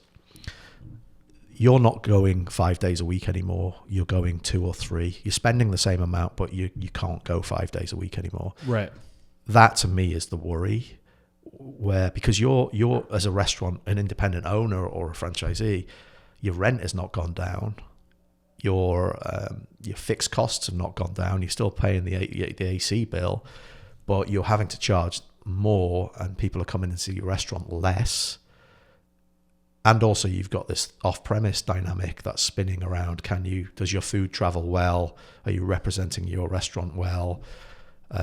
When I get it at home and I've paid $30 for a burrito, am I getting value? Am I going to reorder? So you got to keep a real close eye on that foot traffic. How many people are actually going to your space? And if it's starting to peel off, you better be getting revenue from somewhere else. Yeah. Because your fixed costs are not going to go down. Right. Yeah. How are you doing on, like, we're almost at our hard stop in terms of the time we blocked. Do you want to go a little over, or do you have things you got to do in the back? I mean, I'm good if you are. Okay. Yeah. I'll keep going. I'm enjoying the conversation. I want to get to the formation of KIC or KIC. Yeah. Do you prefer KIC Hospitality? Is that the brand? KIC's good. KIC Hospitality. Yeah. So how do you know the Hunt brothers? It was through actually Jeff. Okay. Jeff was brought. Jeff ran was a COO of a ramen group, Tatsuya in Austin. So I think, you know, they kind of knew about each other, and then I think they officially met and whatever. And I think he you know, mentioned Jeff to Rachel and what we were doing, and that's how that came about. So yeah, I met Jeff at Schlotzsky's. Okay. So Jeff was a consultant as well. So how do you two, in quick, you know, just VF313, Zane and Brandon Hunt, past guests on the show. I've actually had them on the show twice now. Yeah. I talked to them, you know, I think when they were at like 10, or I think they're maybe at 4 or 5 locations, and then they were scaling. They were at 10 locations. They got some funding, right? Private equity from Savory Fund. And I talked to them and Tony, I think it's Anthony or Tony from Savory Fund, Anthony Smith. We talked about what that evolution was like of going to get the capital to get to that next point where you scale like nationwide or whatever. And I don't know what we're going to talk about this time, but Rachel actually asked for my for Brandon and Zane's contact information, because she started listening to the show after the first time I had her on the show. I just love how it's a small world. Like, you know, like this is my dream, is helping good people connect with good people. Yeah, I mean, you've unclogged a connection there, right? Like that's like the most rewarding thing for me. And like to know it's all starting to come together and I can connect these people. But so she reached out to Brandon connected her with you two. This was right around the time you guys were forming. Absolutely, yeah. Yeah. It was literally probably about 2 or 3 months after. So was she like your first client, or like one of your first clients? Yeah. I mean, we've entertained other ones. I mean, we've had people approach us. We're trying to, you know, get their philosophy correct in our approach, and Rachel has been gracious enough and open enough to help us go through that, and worked with us, and obviously we're working with her. So you know, it's interesting how we're going to sort of evolve, and who do we want to work with, to your question before. Do we want to work with franchises, or do we want to do small project work or innovation, you know, roles? We're having a lot of fun with Rachel. She's fun. Yeah, and we're being very sort of scientific about it at the same time, with a clear plan and a clear pathway for her to hopefully by the end of 2025, you know, improve results. Yeah, pretty dramatically. So it's interesting, because as like these interviews are happening, I'm learning more and more about EOS. Are you familiar with EOS, the Entrepreneur Operating System? Yeah. They talk about the visionary integrator relationship in that. And I'm 100% on the visionary side. Like I'm a dreamer, I'm big picture, connecting the dots. And every visionary needs an integrator. Absolutely. And there's different ways to find you. That's the role we're playing. Yes, exactly. And that's what I was going to get into. You can either start a company where it's a visionary, like your chef GM combination, which is like probably the most traditional one. Yeah. Then there's like the CEO COO relationship. And in many cases, or very, very few cases, I should say, that there are CEOs that also have the COO ability, which is rare. Mm-hmm. But Rachel is one of these cases where she is very much a visionary. Concept development. Absolutely. And I think that it's cool to understand that you can, if you are a visionary, one of the options is to find consultants who are the integrators. Yeah. Who you can outsource. And I think she's also doing fractional CFO. Mm-hmm. So like that's an example of the visionary integrator relation where you can outsource it with consulting. Yeah. So what I'm curious about, what is your relationship with Jeff? Like what lanes are you two in? Are you both integrators, or like how do you guys complement each other? You know, it's interesting. We have our moments occasionally, but we both like to have fun. We both are pretty laid back, but also very competitive, which that's why we like to get results. Jeff probably comes from a smaller business, with Tatsuya in Austin, but has worked in bigger places as well. So I think we bring a really good cross-section of skills, whether it's marketing, operations, be able to pick a grain of salt out of a P&L, the whole cross-reference, people management, understanding, what a good structure should look like in a restaurant operation, whether it's single or multi-unit. So we bring a lot of the same skills, but also different perspective. Yeah. So when Rachel reached out to you and you started working with Rachel, and I want to respect client confidentiality. Like I want to ask questions to learn about how you served her. But when you got there, what did that process look like in terms of trying to figure out how you could help her? Yeah, we kind of laid that out pretty clearly. We said that there's going to be a discovery period, mainly with her larger concept, which was Empire Slice Shop. And so we took an approach of the first X amount of weeks. We're going to look at your business from a consumer perspective, and then we're going to look behind the curtain. So when I say consumer, we're going to go to every location. We're going to try the food. Sit in every seat. We're going to like look at everything: bathrooms, curb appeal, marketing, your scores online, how you're rated on, where you are in the lineup on Uber Eats, DoorDash, or Grubhub.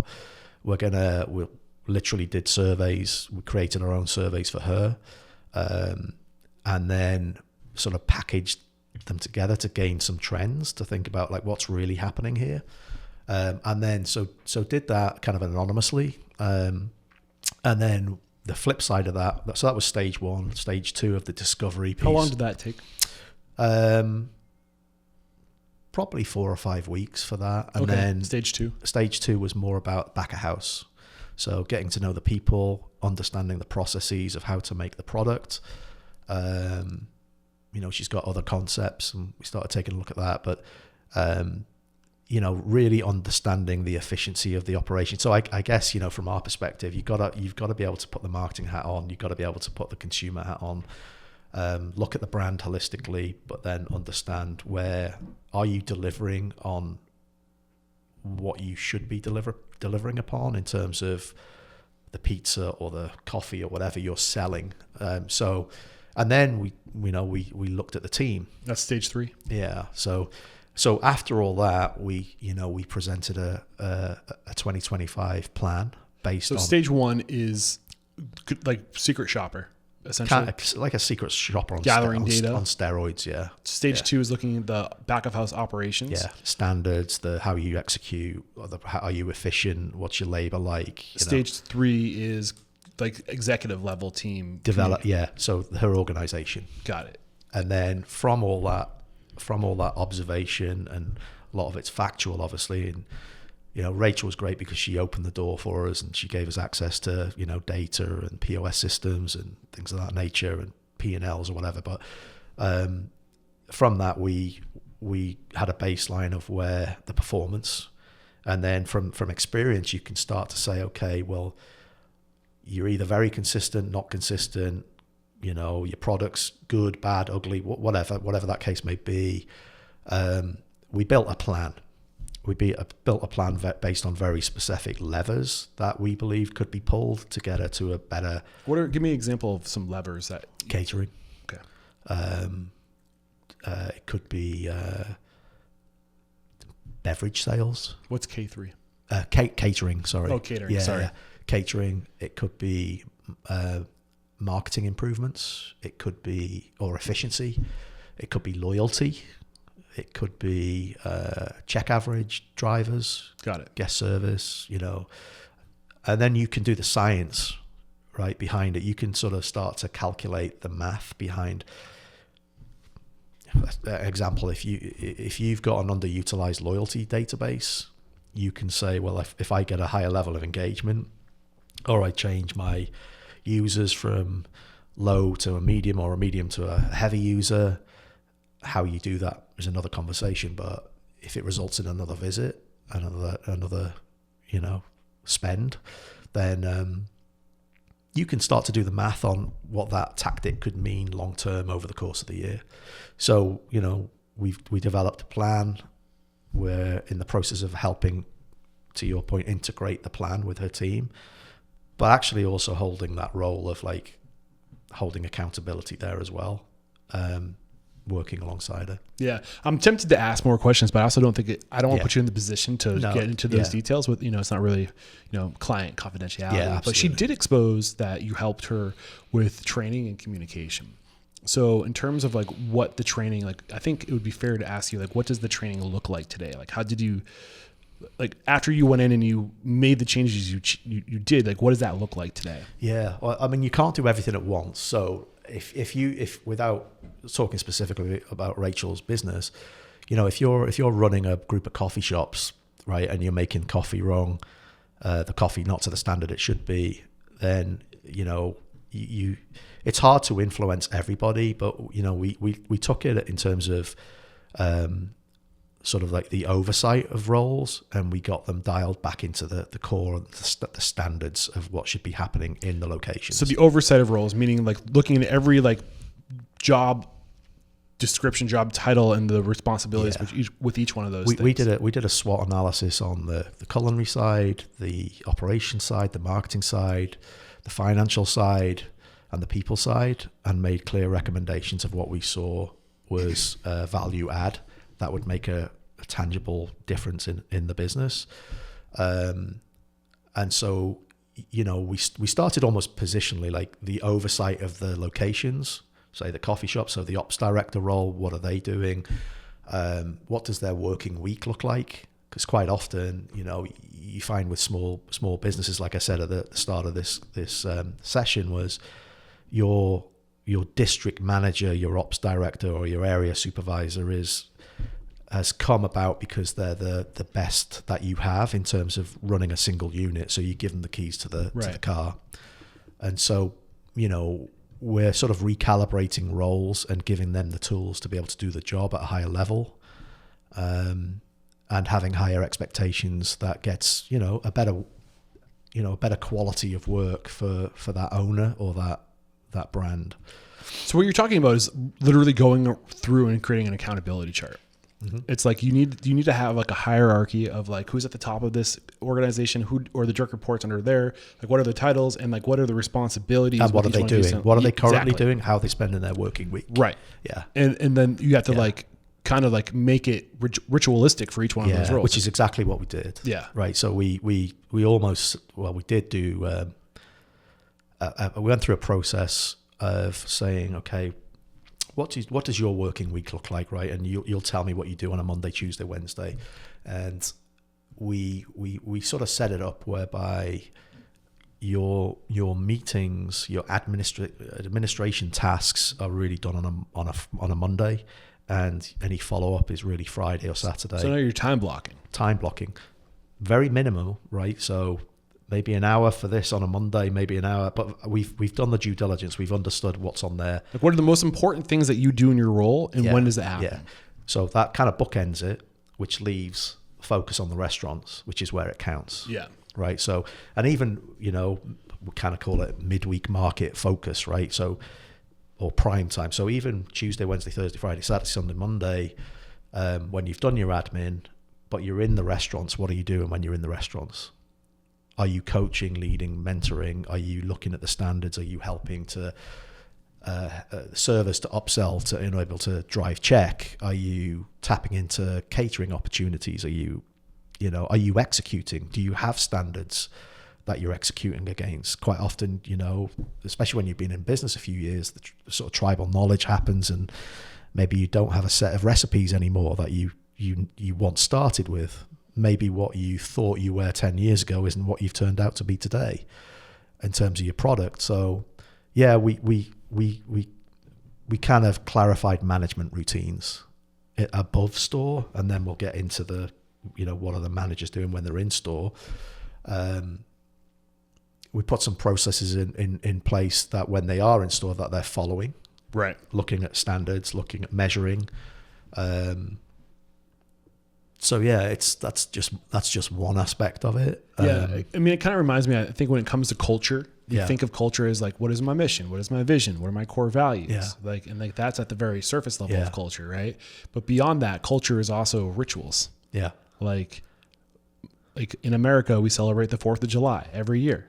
Like, right. It's a ritual. It happens annually. Yeah. It's an annual ritual. Well, what are your rituals for like, you know, your restaurant? Like, what are like the annual maintenance things, the quarterly maintenance things? How do you keep track of them? You know? Right. Yeah. And like, who's responsible for these things? And like, what do those rituals look like on a daily basis for these different roles and responsibilities, and when do those things happen, and like put it on the calendar, Yeah. you know?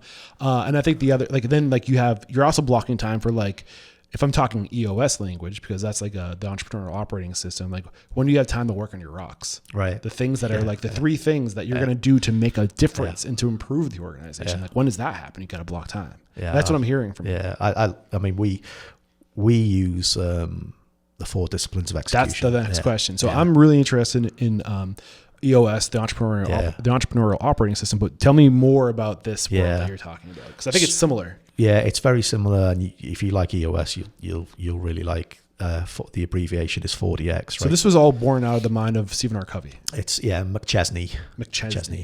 What's the name of the book one more time? The 4 disciplines of execution. Okay, keep going. So the premise is that, and it's a management philosophy and practice, right? So the words discipline and execution, if you put that into the context of restaurants, you know, it's hard. I think it's harder to run a restaurant and execute a standard on food than it is to say, I don't know, make a car, because all the parts are consistently and put together and more robotics involved or whatever. But when it comes to people and putting, you know, culinary plates together and cuisine together, being consistent is tough. But in terms of a management philosophy, the 4 disciplines are narrowing the focus, so creating wildly important goals, and there can only be 1 or 2. The second discipline, so the wildly important goal is basically saying, I'm going to do this by then. So create the second discipline is acting on lead measures. So lead measures are something that you can physically do and influence that influences the wildly important goal. A lead measure is something that you can influence. A lag measure is the P&L from last month.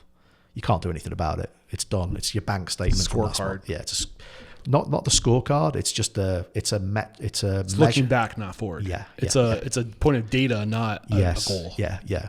So widely important goal, act on the lead measure, create a compelling scoreboard.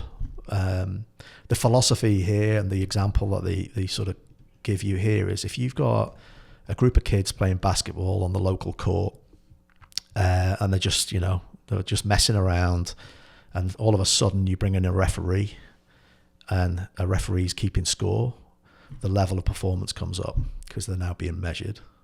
Okay. And then the fourth one is having a cadence of accountability.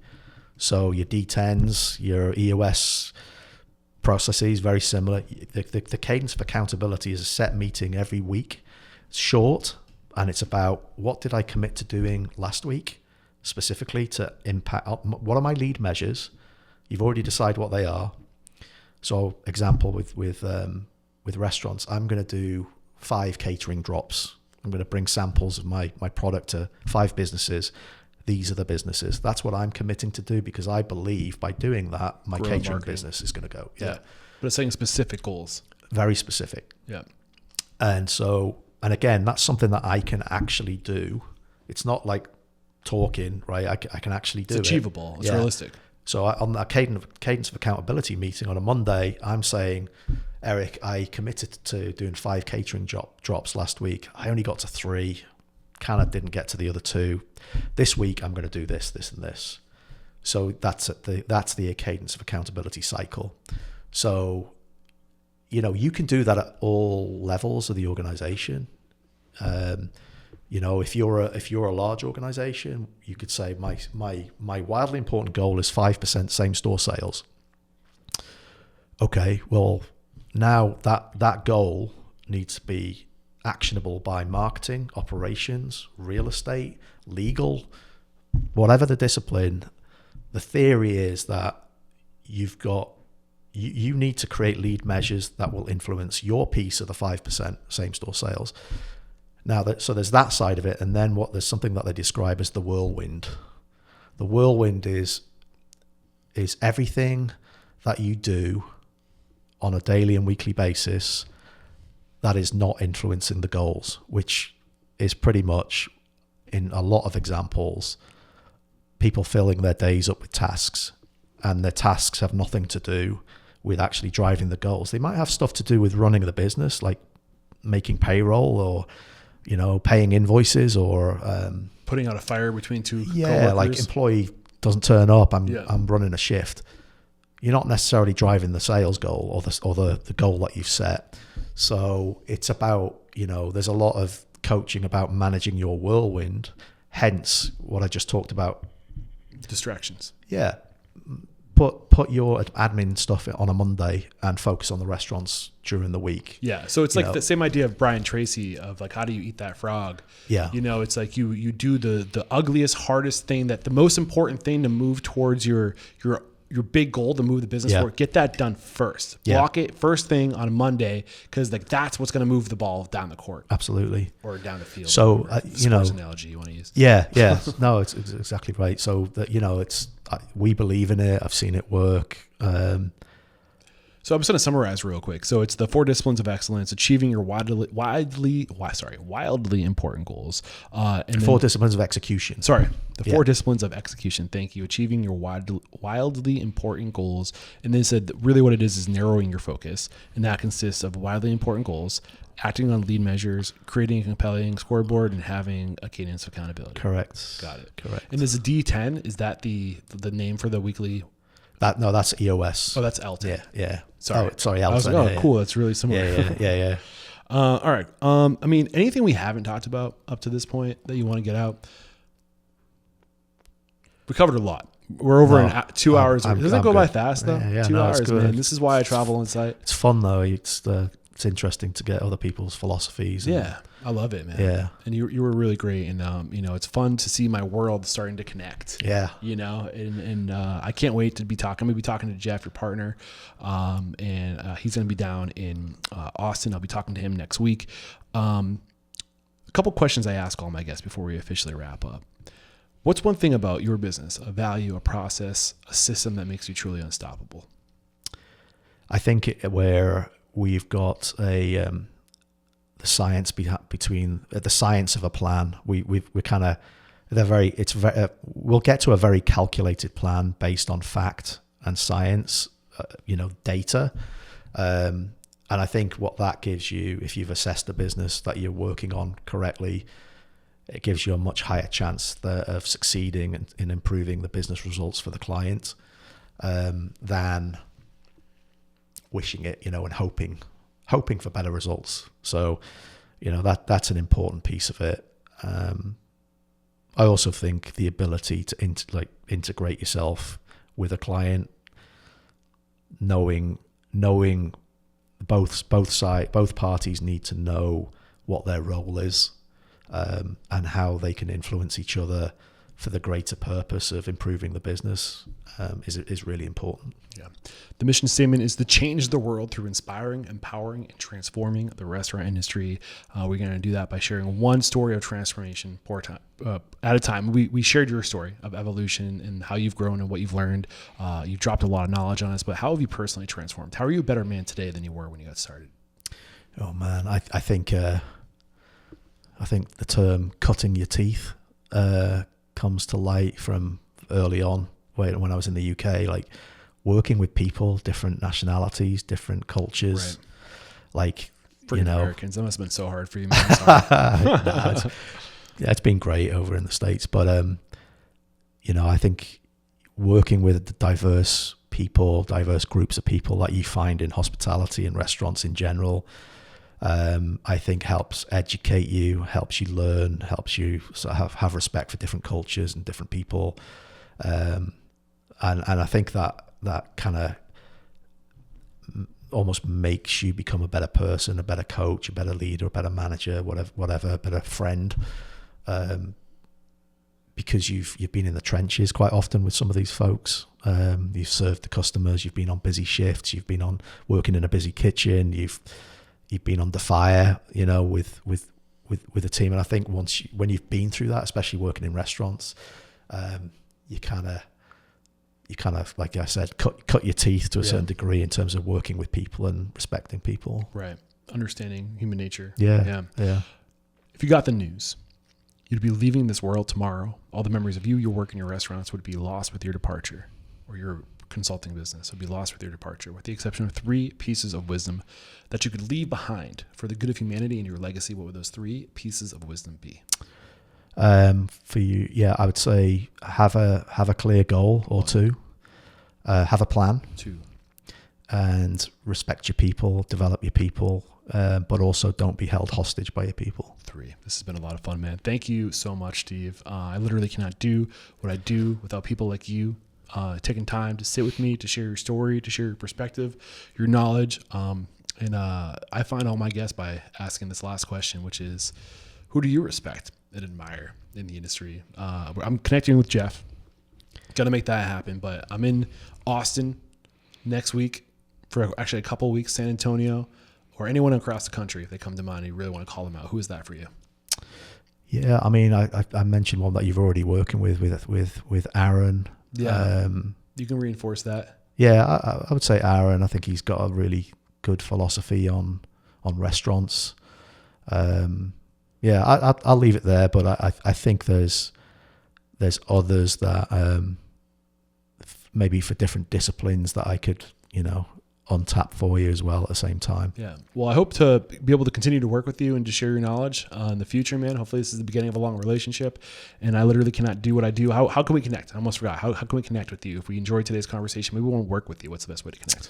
I mean, telephone, email, KIC Hospitality, LinkedIn.